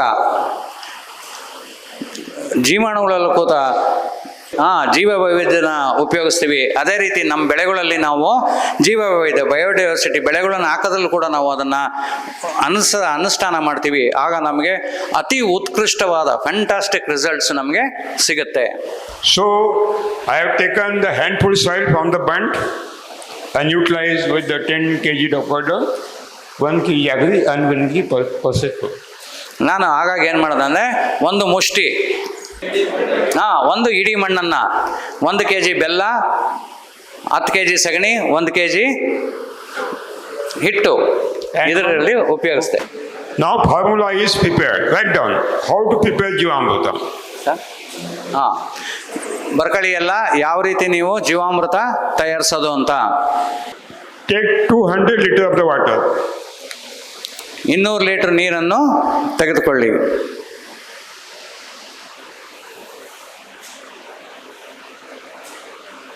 Don't use the saline water. We want pure water. ಕ್ಷಾರವಾದ ನೀರನ್ನು ತಗೋಬೇಡ್ರಿ. ಅಂದರೆ ಉಪ್ಪು, ಕ್ಷಾರ ಅಂದರೆ ಉಪ್ಪು ನೀರನ್ನು ತಗೋಬೇಡಿ. ಉಪ್ಪು ನೀರು. Okay. To take the water, you can utilize the iron drum or round shape cement concrete ring ಕಬ್ಬಿಣದ ಡ್ರಮ್ಮನ್ನು ತಗೊಳ್ಳಿ, ಅಥವಾ ಸಿಮೆಂಟ್ ಬೆಳೆ ಬಿಡ್ತೀವಲ್ಲ ನಾವು ಪಿಟ್ಟಿಗೆ, ಸೋಕ್ ಪಿಟ್ಟಿಗೆ, ಬಾವಿಗೆಲ್ಲ ಅದನ್ನು ತಗೊಳ್ಳಿ. Otherwise, you can use the mud vessels.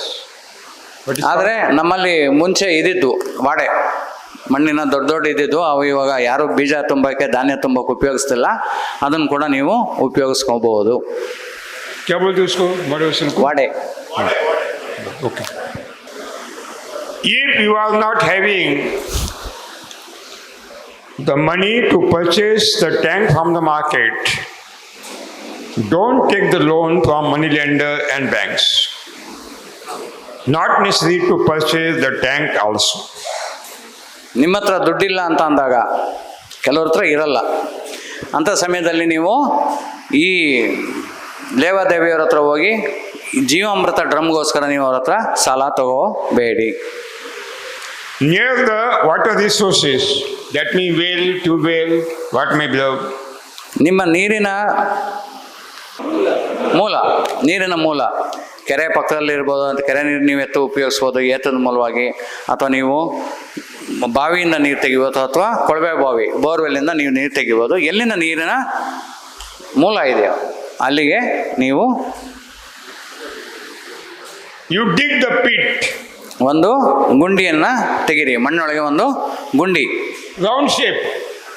ಗುಂಡಾಕಾರ, ವೃತ್ತಾಕಾರದಲ್ಲಿ ಅದನ್ನು ಒಂದು ಗುಂಡಿ ತೆಗಿರಿ. Remove the soil and add the soil around the bank of the pit. ಆ ಮಣ್ಣನ್ನು ತೆಗೆದುಕೊಂಡು ನೀವು ಆ ಏನು ಬಗ್ದಿದ್ದೀರೋ ಅದು ಸುತ್ತಲೂ ಬದುವಾಗಿ ಹಾಕಿ. Hammer the wall of the pit by the hammerer. ನೀವು ಒಂದು ಒಳ್ಳೆ ಗಟ್ಟಿಯಾದ ಗುಂಡು ಕೋಲನ್ನಾಗಲಿ ಯಾವುದನ್ನ ತಗೊಂಡು ಅದನ್ನು ಮಣ್ಣಿನ ಗೋಡೆನ ಚೆನ್ನಾಗಿ ಜಡೀರಿ. By sticking the water. ಸ್ವಲ್ಪ ತೆಳುವಾಗಿ ನೀರನ್ನ ಪ್ರೋಕ್ಷಣೆ ಮಾಡ್ಕೊಂಡು ಚೆನ್ನಾಗಿ ಬಡಿದು ಅದನ್ನು ಗಟ್ಟಿ ಮಾಡಿ. So that wall can become the hard, compact. ಮುಂಚೆನೆ ಹೇಳಿದೆ. There will be no cracks will be appeared on the wall, and Jivamrutam will not be percolated to the cracks. ನೀವು ಯಾವಾಗ ಚೆನ್ನಾಗಿ ಗಟ್ಟಿ ಹೊಡಿತೀರೋ ಆ ಗೋಡೆಯಲ್ಲಿ, ಮಣ್ಣಿನ ಗೋಡೆಯಲ್ಲಿ ಬಿರುಕು ಬರೋದಿಲ್ಲ. ನೀವು ಜೀವಾಮೃತ ಮಾಡಿದಾಗ ಅದರಿಂದ ಸೋರಿ ಆಚೆ ಹೋಗೋದಿಲ್ಲ. And fill up the water in that tank for 8 days.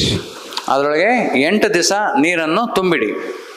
Within 8 days, we can see that there are cracks are not fulfilled now. ನೀವು 8 ದಿವಸದಲ್ಲಿ ಏನು ನೋಡ್ತೀರಿ? ಗೋಡೆ ಮೇಲೆ ಬಿರುಕುಗಳಾಗಿರೋದನ್ನ ನೋಡ್ತೀರಿ. Then prepare Jivamrutam in that pit. ನೀವು ಅಂದರೆ 8 ದಿವಸ ನೀವು ನೀರು ನಿಲ್ಲಿಸಿದಾಗ ಅಲ್ಲಿ ಬಿರುಕುಗಳನ್ನ ಕಾಣಬಾರದು. ಅದಾದ ನಂತರ ನೀವು ಅದರೊಳಗೆ ಜೀವಾಮೃತವನ್ನು ಉಪಯೋಗಿಸಿ. We have to arrange the shadow on the pit.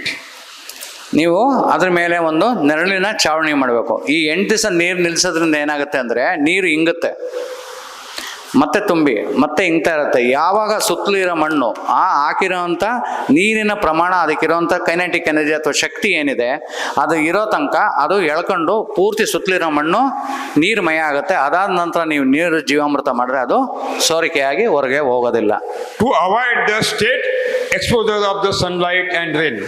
ನೀವು ಇದ್ರ ಮೇಲೆ ಇನ್ನೊಂದು ಮುಖ್ಯವಾದೇನು ಅಂದರೆ ಈ ಜೀವಾಮೃತದ ಮೇಲೆ ನೇರವಾದ ಬಿಸಿಲು ಬೀಳೋಗಿಲ್ಲ. ಹಾಗಾಗಿ ಏನು ಮಾಡ್ತೀರಾ, ಮೇಲೊಂದು ಚಾವಣಿ ನಿರ್ಮಿಸ್ಕೊಂತೀರ. ಡ್ರಮ್ ಆಗಲಿ ಯಾವುದೇ ಉಪಯೋಗಿಸಿದ್ರು ಒಂದು ಅದಕ್ಕೆ ನೆರಳನ್ನು ನಿರ್ಮಾಣ ಮಾಡಬೇಕು.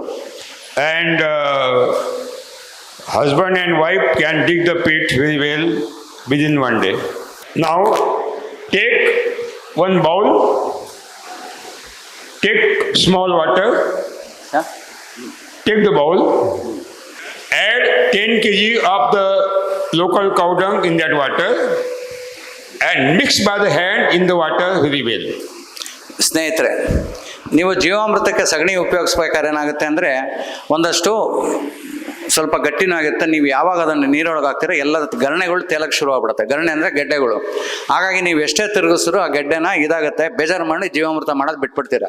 ಹಾಗಾಗಿ ಏನು ಮಾಡಬೇಕು ಅಂದರೆ ಒಂದು 10 kg ಸಗಣಿ ಹಾಕೋ ಅಷ್ಟು ನೆನೆಯೋಷ್ಟು ನೀವು ಒಂದು ಬೇರೆ ಪಾತ್ರೆನೋ ಒಂದು ಬಕೆಟ್ ಏನಾದರೂ ತೊಗೊಂಡು ಅದ್ರೊಳಗೆ ಹಾಕಿ ಅದಕ್ಕೆ ನೀರು ಬೆರೆಸಿ ಚೆನ್ನಾಗಿ ಮನೆ ಮುಂದೆ ರಗಡ ಮಾಡ್ತಿದ್ವಲ್ಲ, ಸಾರ್ಸಕ್ಕೆ ಉಪಯೋಗಿಸ್ತಿದ್ವಿ, ಆ ಥರ ಯಾವುದೇ ಒಂದು ಗರಣೆ ಇಲ್ದೇ ಅದನ್ನು ಮಾಡಿಬಿಟ್ಟು ಹಾಕಿ. You can utilize mixer also, no problem.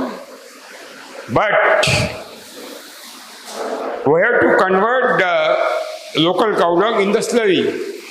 ನಾವು ನಾಟಿ ಹಸುವನ್ನು ಸಗಣಿಯನ್ನು ಏನು ಮಾಡ್ಬೇಕು, ನಾವು ಪಾಯಸ ಮಾಡಬೇಕು. And then add the slurry in the 200 liter water. ಆ ಸ್ಲರಿ, ಆ ರಗಡ ಏನು ಮಾಡಿದೀವಿ ಅದನ್ನು ನಾವು ಡ್ರಮ್ಗೆ ಹಾಕಬೇಕು. Those old cows which are not giving the calf, not giving the milk, the best dung we have to utilize, topmost. ಯಾವ ಹಸು ವಯಸ್ಸಾಗಿ ಅದು ಕರು ಹಾಕೋದಿಲ್ಲ ಅಥವಾ ಅದು ಹಾಲು ಕೊಡ್ತಿಲ್ಲ, ಅದ್ರ ಸಗಣಿ ಅತಿ ಉತ್ಕೃಷ್ಟ. So those old cows are going to slaughterhouses, you purchase them, do the double price and utilize in the Subhash Palakrishi. ಸ್ನೇಹಿತರೆ, ಯಾವ ವೃದ್ಧ ಹಸುಗಳು, ಯಾವ ದುರ್ಬಲ ಹಸುಗಳನ್ನ ನಿಮ್ಮ ಕಸಾಯಿಖಾನೆಗಳು ತೊಗೊಂಡು ಹೋಗ್ತಿದ್ದಾರೋ, ಯಾವ್ದು ಹಾಲು ಕೊಡಲ್ವೋ, ಹಾಲುಗಳು ಕಮ್ಮಿ ಇದಾವೆ ಅಂತ ಏನು ಹೇಳ್ತಿರಲ್ಲ, ಅಂಥ ಹಸುಗಳನ್ನ ತಗೊಳ್ಳಿ. ಅತಿ ಉತ್ಕೃಷ್ಟವಾದ ಸಗಣಿ ನಮ್ಮ ಸುಭಾಷ್ ಪಾಳೇಕರ್ ಕೃಷಿಲಿ ಉಪಯೋಗಿಸೋಕ್ಕೆ ಸಿಗುತ್ತೆ. Okay. ಅಲ್ಲೇ ಆಡಿಯನ್ಸ್ ಸರಿ.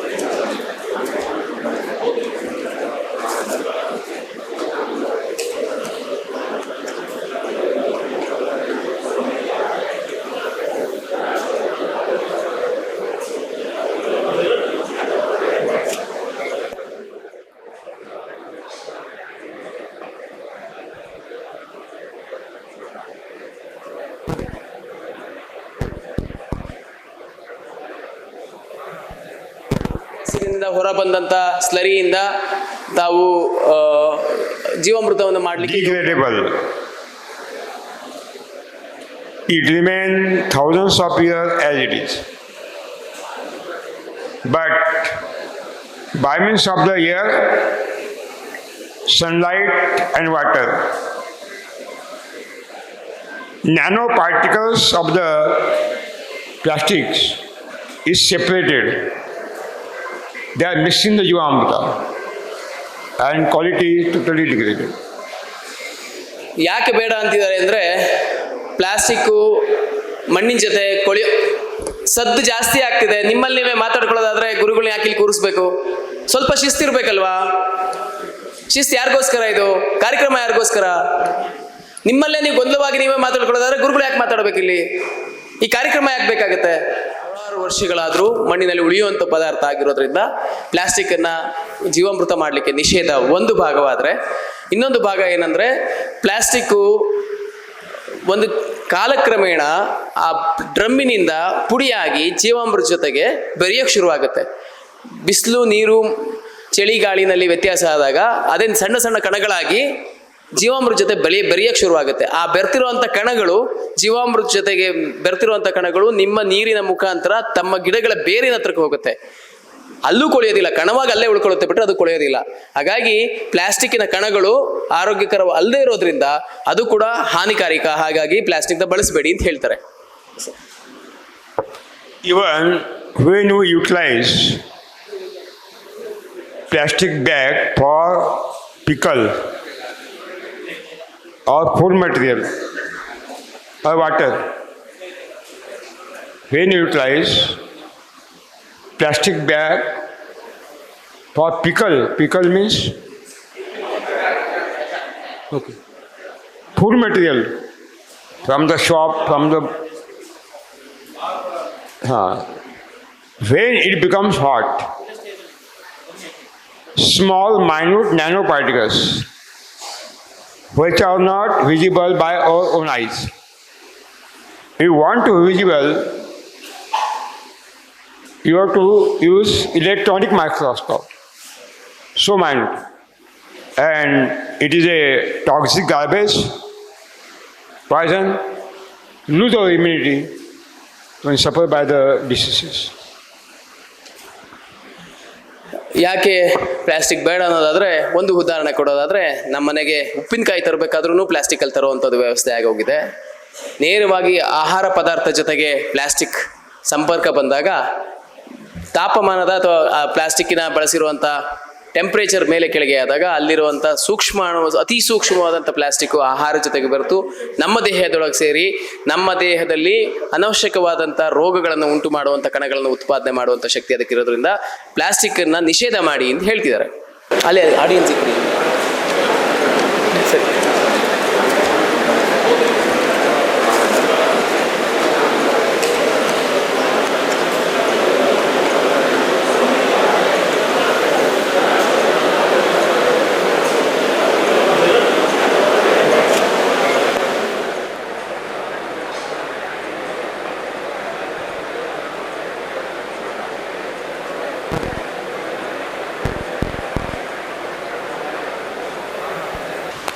Okay, you open your mobile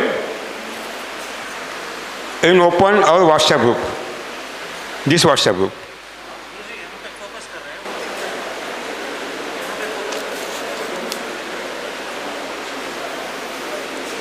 Now diagram, are you seeing the diagram? Received? Okay. Okay. ಎಲ್ಲರಿಗೂ ಕಾಣಿಸ್ತಿದ್ಯಾ? ಎಲ್ಲ ಬರ್ಕೊಂಡ್ರ ಈ ಡಯಾಗ್ರಾಮ್ನ? Should I go for next question sir? There are few more questions. Close करो. ओके. ये क्या है? ये क्या रखा है?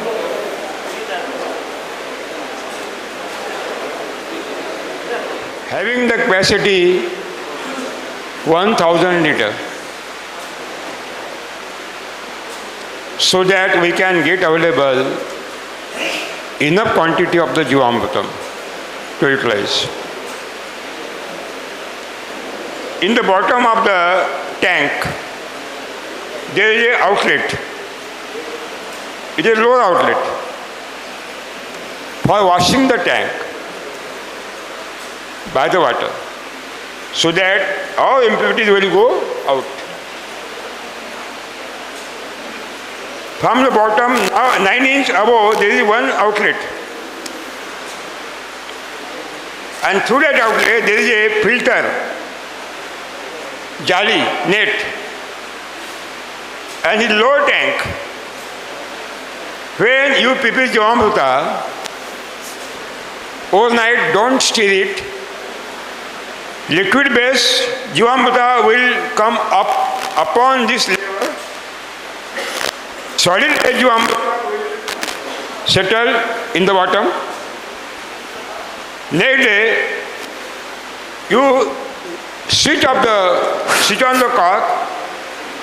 The filter Jivamruta is coming in the lower tank, and through the lower tank, through canals, it will go to the crops.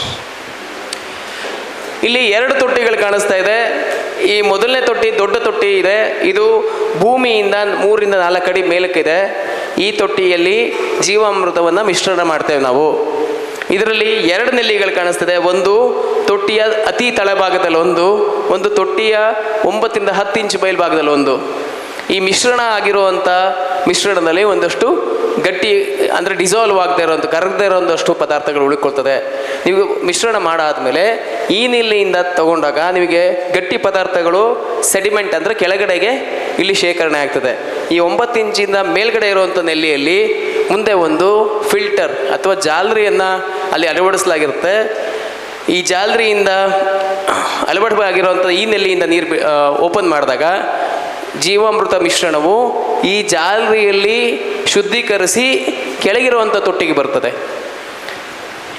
ಈ ತೊಟ್ಟಿಗೆ ಬಂದಿರುವಂಥ ಜೀವಾಮೃತವನ್ನು ನೇರವಾಗಿ ನೀವು ನಿಮ್ಮದ ಯಾವುದೇ ನೀರಾವರಿ ಪದ್ಧತಿಗೆ ನೇರವಾಗಿ ಕೊಟ್ಕೋಬೋದು. ಇದು ಉಳ್ಕೊಂಡಿರುವಂಥ ಸ್ಲರಿ ಏನಿರುತ್ತೆ, ಈ ಔಟ್ಲೆಟ್ ಅನ್ನೋವಂಥ ಏನು ನಲ್ಲಿ ಇದೆ ಇದರಿಂದ ಆಚೆ ತಕ್ಕೋಬೋದು. ಸೊ ಇದು ಹೀಗೆ ಮಾಡಿಕೊಂಡ್ರೆ ನಮಗೆ ಅತಿ ಹೆಚ್ಚು ಅನುಕೂಲಕರವಾದಂಥ ಜೀವಾಮೃತ ಮಾಡ್ಬೋದು. समझ में आ गया? ಅರ್ಥ ಆಗ್ತಿದೆಯಾ? Okay. After withdrawal of liquid Jivamrutam, after withdrawal of liquid Jivamrutam,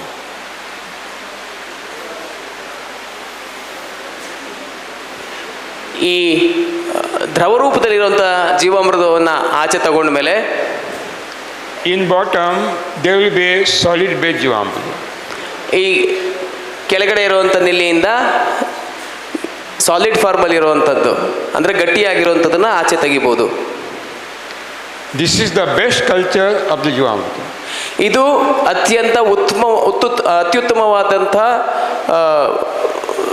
practice ಅಥವಾ ಇದು ಅತ್ಯುತ್ತಮವಾದಂಥ ಪದ್ಧತಿಯಾಗಿ ಜೀವಾಮೃತ ಮಾಡೋದ್ರಲ್ಲಿ ಇಷ್ಟವರೆಗೂ ಯಶಸ್ವಿಯಾಗಿದೆ.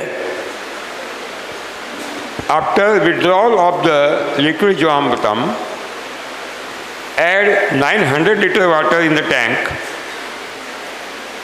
Don't utilize, after withdrawal of the liquid Jivamrutam, add 900 liter water in the tank. Don't utilize jaggery. Don't utilize pulsed flour. No. Only water. Stir it well. Keep it 48 hours. Again you will get Jivamrutam second time. ಒಂದು ಸಲ ಜೀವಾಮೃತವನ್ನು ತಗೊಂಡ್ಮೇಲೆ ಎರಡನೇ ಸಲಕ್ಕೆ ಬರೀ ನೀರನ್ನು ತುಂಬಿಸಿ, ಆ ತೊಟ್ಟಿಯ ತುಂಬ ನೀರನ್ನು ತುಂಬಿಸಿದ್ರೆ ಸಾಕು. ಈ ಸ್ಲರಿ ಹಾಗೆ ಉಳಿದಿದ್ರೆ ಅದನ್ನು ಬರೀ ನೀರು ತುಂಬಿಸಿ 48 ಅದನ್ನು ಒಂದು ಸಲ ಮಿಶ್ರಣ ಮಾಡಿ 48 ಗಂಟೆ ಆದಮೇಲೆ ಮತ್ತೆ ಪುನಃ ಅದನ್ನು ನೀವು ಬಳಸೋಕ್ಕೆ ಯೋಗ್ಯವಾಗಿರುವಂಥ ಜೀವಾಮೃತ ರೆಡಿ ಆಗುತ್ತೆ. That means from 110 kg cow dung you can prepare double Jivamrutam. ಒಂದು ಸಲ ಯೂಸ್ ಮಾಡುವಂಥ ಬೆಲ್ಲ, ದ್ವಿದಳ ಧಾನ್ಯದ ಹಿಟ್ಟು ಮತ್ತು ಸಗಣಿಯನ್ನು ಎರಡನೇ ಸಲನೂ ಯೂಸ್ ಮಾಡಿ. ಅಂದರೆ ಒಂದು ಸಲಕ್ಕೆ ಬೇಕಾಗಿರೋದು ಎರಡು ಸಲ ಯೂಸ್ ಮಾಡೋವಂಥ ಶಕ್ತಿ ಸಗಣಿ ಮತ್ತು ಆ ಮಿಶ್ರಣದಲ್ಲಿ ಮತ್ತೆ ಉಳ್ಕೊಂಡಿರುತ್ತೆ. ಮತ್ತೆ ನೀರು ಹಾಕಿ ನೀವು ಕದರಿ ಮತ್ತೆ ಇನ್ನೊಂದು ಸಲ ಅದನ್ನು ಬಳಸ್ಬೋದು. But not third time. ಆದರೆ ಮೂರನೇ ಸಲಕ್ಕೆ ಅದು ಯೋಗ್ಯವಾಗಿರೋದಿಲ್ಲ, ಎರಡನೇ ಸಲಕ್ಕೆ ಸಾಕು. After withdrawal of both Jivamrutam, add water, wash the tank, and from the lower outlet the water will be withdrawn and again you can prepare the Jivamrutam. ಮೂರನೇ ಸಲ ಮಾಡಬೇಕಾದ್ರೆ ಅಥವಾ ಇನ್ನೊಂದು ಸಲ ಆದಮೇಲೆ ಎರಡನೇ ಸಲ ಮಾಡಾದಮೇಲೆ ಅದನ್ನು ಸರಿಯಾಗಿ ತೊಳೆದು ಇನ್ನೊಂದು ಸಲ ಮಾಡ್ಕೊಳ್ಳುವಂಥದ್ದು ಸರಿಯಾದ ಪದ್ಧತಿ ಆಗುತ್ತೆ. ಅಂದರೆ ನೀರಿನಿಂದ ತೊಳೆದು ಈ ಔಟ್ಲೆಟ್ ಏನಿದೆ ಇದ್ರ ಮುಖಾಂತರ ಪೂರ್ತಿ ಎಲ್ಲವನ್ನು ತೆಗೆದಾದ್ಮೇಲೆ ಮತ್ತೆ ಇನ್ನೊಂದು ಹೊಸ ಕಲ್ಚರ್ ಮಾಡಿಕೊಂಡ್ರೆ ಅದು ಒಳ್ಳೆ ನಿಮಗೆ ರಿಸಲ್ಟ್ ಅಥವಾ ಒಳ್ಳೆ ನಿಮಗೆ ಪರಿಣಾಮಕಾರಿಯಾದಂಥ ರಿಸಲ್ಟ್ನ ಕೊಡೋಕ್ಕೆ ಅನುಕೂಲ ಮಾಡಿಕೊಡುತ್ತೆ. The formula is given by the God in my hand. The formula is given by the God in my hand. ಆ ಸೃಷ್ಟಿಕರ್ತನೆ ನನ್ನ ಕೈಗೆ ಈ ಒಂದು ಫಾರ್ಮುಲಾ, ಈ ಒಂದು ಏನಂತೀರ ಸೂತ್ರವನ್ನು ನನಗೆ ಕೊಟ್ಟಿದ್ದಾರೆ. After 25 years, 24 years research. After 24 years research. 24 ವರ್ಷಗಳ ಸಂಶೋಧನೆ ಆದ ನಂತರ And I have given the name Jivamruta. ನಾನು ಅದಕ್ಕೆ ಹೆಸರು ಕೊಟ್ಟೆ ಜೀವಾಮೃತ. ನಾನು ಕೊಟ್ಟಿರೋದು ಹೊಡಿರಿ Amruta. You know Amrut? You are drinking the Amruta? ಗೊತ್ತಾ? ಸಂಜೆದಲ್ಲ. No?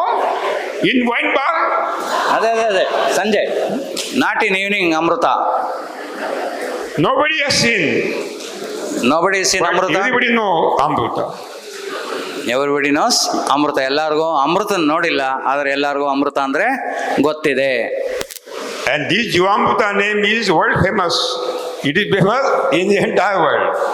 ಆದರೆ ಈ ಜೀವಾಮೃತ ಅನ್ನೋ ಹೆಸರು ಇಡೀ ವಿಶ್ವ ಮಾನ್ಯ ಪಡೆದಿದೆ, ವಿಶ್ವದಲ್ಲಿ ಅತಿ ಹೆಚ್ಚು ಪ್ರಸಿದ್ಧ ಪಡೆದಿದೆ.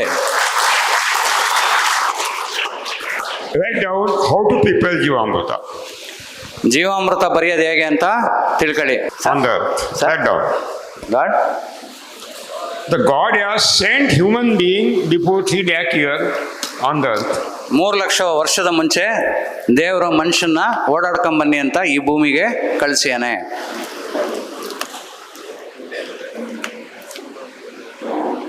Every sentence you have to write down. Because your family member, which are the opponent leader, will read that total documentation. ಇದು ನಿಮಗೆ ತುಂಬ ಅನುಕೂಲ ಆಗುತ್ತೆ. ನೀವು ಬರ್ಕೊಂಡು ಹೋದಾಗ ನಿಮ್ಮ ಶ್ರೀಮತಿ ಅಥವಾ ನಿಮ್ಮ ಶ್ರೀ ಇದಕ್ಕೆ ಒಪ್ಪಿಗೆ ಕೊಡ್ತಾರೆ. And in Kannada book, English book, I have given the all details, no problem. I request you, purchase one book, because you forget what you have listened. But book you can refer every day. ಸ್ನೇಹಿತರೆ, ನಾನು ವೈಯಕ್ತಿಕವಾಗಿ ಹೇಳ್ತೀನಿ, ಆ ಪುಸ್ತಕಗಳು ಏನು ಆಚೆ ಇದೆಯಲ್ಲ, ಅದು ಪ್ರತಿ ಒಂದು ಮನೆ ದೇವರ ಮನೆಯೊಳಗೆ ನಿತ್ಯ ಇಟ್ಟು ಪೂಜೆ ಮಾಡಿ ಅದನ್ನು ಓದೋ ಅಂಥ ಪುಸ್ತಕಗಳು. ಅದು ದೇವ್ರ ಮನೆಗೆ ಇಟ್ಟು ಪೂಜೆ ಮಾಡಿ ಬಿಡೋ ಅಂಥ ಪುಸ್ತಕ ಅಲ್ಲ ಅದು. ಪ್ರತಿ ಒಂದು ಮನೆಯೊಳಗೂ ಪ್ರತಿಯೊಬ್ಬರ ಕೈಯಲ್ಲೂ ಆ ಪುಸ್ತಕಗಳು ಇರಬೇಕು. ಆ ಪುಸ್ತಕಗಳಿರುವಂಥ ಜ್ಞಾನ ಏನಿದೆಯಲ್ಲ, ಅರಿವೇನಿದೆಯಲ್ಲ, ಬ್ರಹ್ಮಾಂಡ ಅದರೊಳಗಿರುವಂಥ ಒಂದು ಜ್ಞಾನ. ದಯವಿಟ್ಟು ಬರೇ ಒಂದು ಪುಸ್ತಕ ಅಲ್ಲ, ಗುರೂಜಿ ಹೇಳ್ತಾರೆ ನಿಮ್ಮ ಮನೆಗೆ ನೀವು ಒಂದು ಪುಸ್ತಕ ತೊಗೊಂಡೋಗಿ ಅಂದ್ರೆ ನಿಮ್ಮ ಪ್ರೀತಿ ಪಾತ್ರ ಇದ್ದರೆ ಅವ್ರಿಗೂ ಕೂಡ ನೀವು 1-2 ತೊಗೊಂಡೋಗಿ. ಮದುವೆ ಮನೆಗಳಲ್ಲಿ ನಾನು ಈ ಥರ ಪುಸ್ತಕ 10-20 ತರಿಸ್ಕೊಂಬಿಡ್ತೀನಿ. ಮದುವೆಗಳಲ್ಲಿ ಒಂದಷ್ಟು ಬೀಜ, ಒಂದು ಸ್ವಲ್ಪ ಬೀಜ, ನೀವು ಮಂಡ್ಯ ಕಡೆ ಬಂದರೆ ಅವ್ರಿಗೊಂದಷ್ಟು ಭತ್ತದ ಬೀಜ, ನಮ್ಮ ಭಾಗಕ್ಕೆ ಅಂದರೆ ಒಂದಷ್ಟು ರಾಗಿ ಬೀಜ, ಇವನ್ನೇನು ಮಾಡ್ತೀವಿ ಅದ್ರ ಜೊತೆಗೆ ಈ ಪುಸ್ತಕನ ನಾವು ಗಿಫ್ಟ್ ಮಾಡ್ತೀನಿ. ನಿಮಗೆ ಅದರ ಮುಖ್ಯತೆ ಏನಿದೆ ಅನ್ನೋದು ನಿಮಗೆ ಆ ಪುಸ್ತಕ ತೊಗೊಂಡು ಓದಿದಾಗ ಅದನ್ನು ನಾವು ಕೊಡಲೇಬೇಕಲ್ವ, ಇನ್ನೊಬ್ಬ ರೈತ ಉದ್ಧಾರ ಆಗ್ತಾನೋ ಅಂತ ಅವಲೇ ಗೊತ್ತಾಗೋದು. ಹಾಗಾಗಿ ಆ ಪುಸ್ತಕಗಳನ್ನ ದಯವಿಟ್ಟು, ಅಂದರೆ ನಮಗೋಸ್ಕರ ಆ ಪುಸ್ತಕ ಇರೋದು, ನಮಗೋಸ್ಕರ ಆ ಪುಸ್ತಕ ಇರೋದು. ಪ್ರತಿಯೊಂದು ಅಕ್ಷರನೂ ಸುವರ್ಣ ಅದರೊಳಗಿರೋದು, ಸುವರ್ಣ ಅಕ್ಷರಗಳು ಅಂತ ಹೇಳಬೇಕು. ಅದು ಬ್ರಹ್ಮಾಂಡ ಅದು. ಆ ಪುಸ್ತಕಗಳನ್ನ ದಯವಿಟ್ಟು ತಗೊಳ್ಳಿ. Okay. I have given in my new book, will be available within 2-3 months. How non-vegetarian food is inviting cancer, diabetes, heart attack. ಗೊತ್ತಾಯ್ತಲ್ವಾ?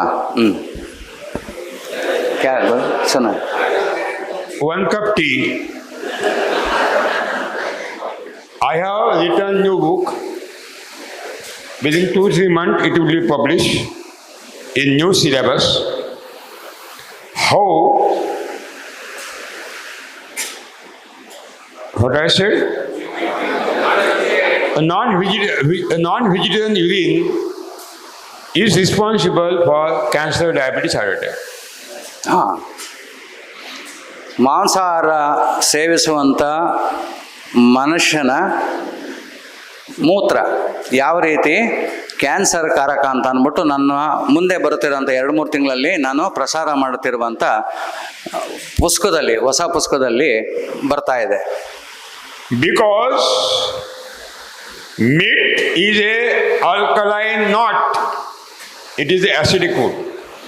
ಕಾರಣ ಯಾಕೆ ಅಂದರೆ ಮಾಂಸ ಬಂದು ಆಲ್ಕಲೈನ್, ಆಮ್ಲಧರ್ಮಿ, acidic. ಕ್ಷಾರ ಅಲ್ಲ ಅದು, ಅದು ಬಂದು ಆಮ್ಲೀಯ. ಕ್ಷಾರ ಅಲ್ಲ, ಆಲ್ಕಲೈನ್ ಅಲ್ಲ, ಅದು ಆಮ್ಲೀಯ, acidic. The human blood is having 7.4 pH value. ಆಮ್ಲ ವಿಮ್ಲ ನಿರ್ದೇಶಾಂಕ.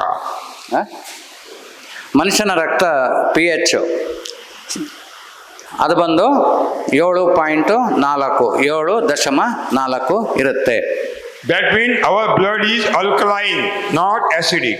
ನಮ್ಮ ಶರೀರ ಕ್ಷಾರಮಯ, ಅದು ಆಮ್ಲೀಯ ಅಲ್ಲ. And our blood want only alkaline food, do not want acidic food.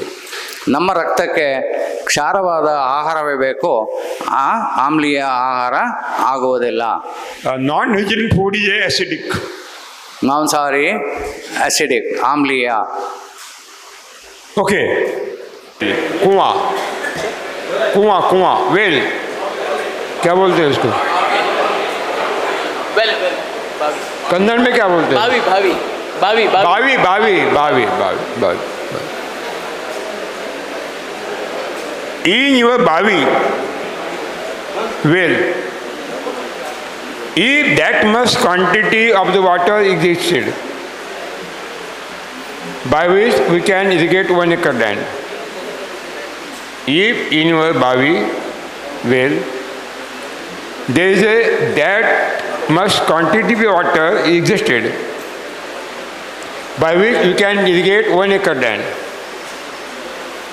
Take 200 liter Jivamrita, add straight in the Bavi, in the water, mix it. When you start motor, suction pressure will created, it will dissolve in the water, will come out the delivery pipe and you can use very easily. ನಮ್ಮ ತೆರೆದ ಬಾವಿಗಳೇನಿದೆ ಅದರಲ್ಲಿ 1 ಗಂಟೆ ನೀರನ್ನು ಕುಡಿಯುವಷ್ಟು ನೇರವಾಗಿ ಕೊಡುವಂಥ ಅಥವಾ 1 ಎಕರೆಗೆ 1 ಗಂಟೆ ನೀರು ಹೊಡೆಯುವಷ್ಟು ನೀರಿದ್ದರೆ ನೇರವಾಗಿ 200 ಲೀಟ್ರಷ್ಟು ಜೀವಾಮೃತವನ್ನು ಬಾವಿ ನೀರಿಗೆ ಮಿಶ್ರಣ ಮಾಡ್ಬೋದು. समझ में आ गया? डबल बताइए, डबल. ಅರ್ಥ ಆಯ್ತಾ? ಅರ್ಥ ಆಗಿಲ್ವಾ? ನಿಮ್ಮ ಬಾವಿಗಳಿಂದ ನೀರನ್ನು ನೀವೇನು ಕೊಡ್ತೀರಾ ಗಿಡಗಳಿಗೆ ನೇರವಾಗಿ, 1 ಎಕರೆಗೆ ನೀರು ಕೊಡೋ ಸಮಯದಲ್ಲಿ ನೇರವಾಗಿ ಬಾವಿಯ ನೀರಿಗೇನೆ 200 ಲೀಟ್ರಷ್ಟು ಜೀವಾಮೃತ ಮಿಶ್ರಣವನ್ನು ಮಿಶ್ರಣ ಮಾಡಿ ನೇರವಾಗಿ ನೀರನ್ನ ಕೊಡ್ಬೋದು. ऊपर से डालना है, ऊपर से डालना है. ಮೇಲಿಂದ ಬಾವಿಗೆ ಹಾಕಿ ಅದು ಮಿಕ್ಸ್ ಆಗ್ತದೆ, ಬಾವಿ ನೀರು ಮಿಕ್ಸ್ ಆಗ್ತದೆ, ಆ ನೀರನ್ನು ನೇರವಾಗಿ ಕೊಡ್ಬೋದು. ನೀವು ಬೇರೆ ಕಡೆಯಿಂದ ಅಂದರೆ ಈಗ ವೆಂಚುರಿ ಮತ್ತು ಪಂಪ್ ಅಂತ ಹೇಳಿದ್ರಲ್ಲ, ಅದಲ್ಲದೆ ಬಾವಿಯಿಂದ ನೇರವಾಗಿ ಕೊಡುವಂಥ ವ್ಯವಸ್ಥೆ ಕೂಡ ಆಗ್ತದೆ. पानी में डालना है, पानी में सीधे ऊपर से सीधे पानी में डालना है बावी के. ಸೀದಾ ನೇರವಾಗಿ ಬಾವಿ ನೀರಿಗೆ ಮಿಶ್ರಣ ಮಾಡಿ ಈ ಜೀವಾಮೃತವನ್ನು ನೇರವಾಗಿ ಗಿಡಗಳಿಗೆ ಕೊಡ್ಬೋದು.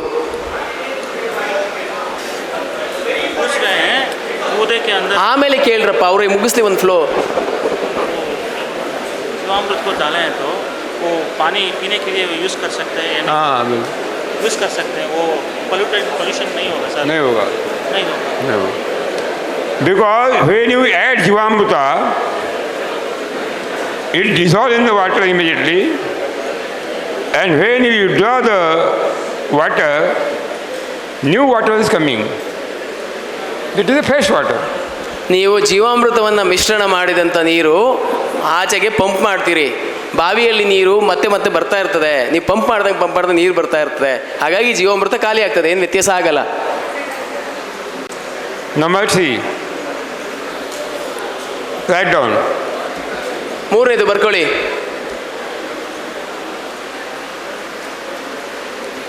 When you give Jivamritam,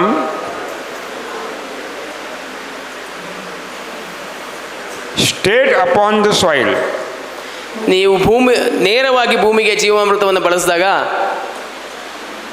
straight upon the soil surface, ಭೂಮಿಯ ಮೇಲ್ಪದರಕ್ಕೆ ನೇರವಾಗಿ ಬಳಸಿದಾಗ, in between two trees,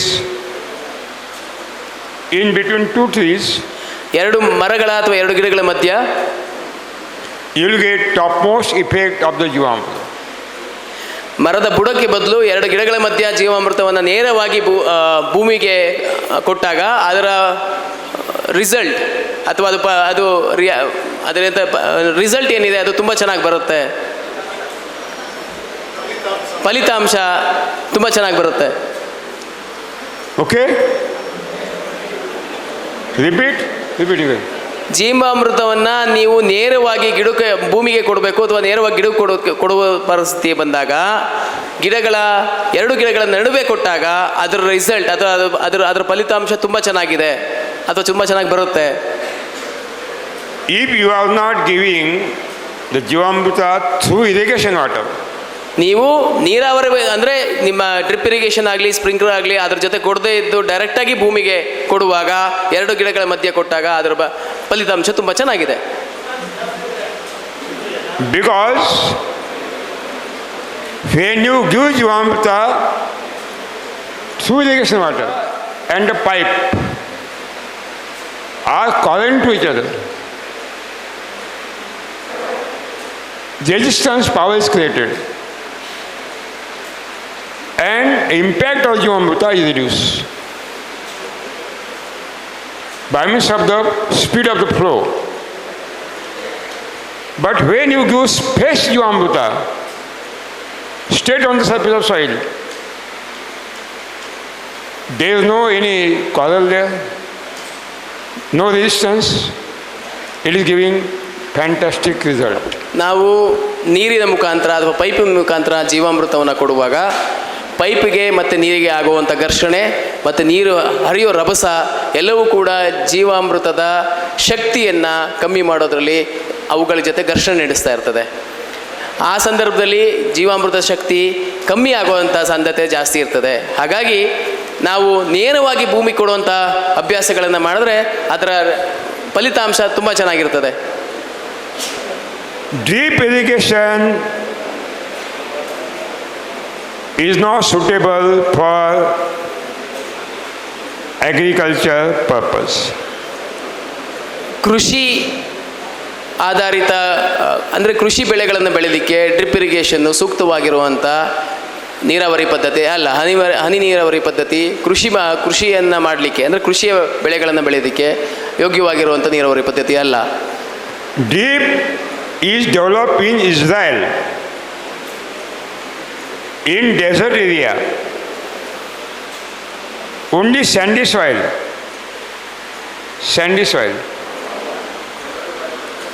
Sand particles are not having the capacity to hold the water. They immediately lose the water. For that purpose, in desert area, sandy soil, they have developed this system. But in India, black cotton soil, heavy soil, they capture the water, hold the water, not leave the water. And you promote drip irrigation. It's totally madness.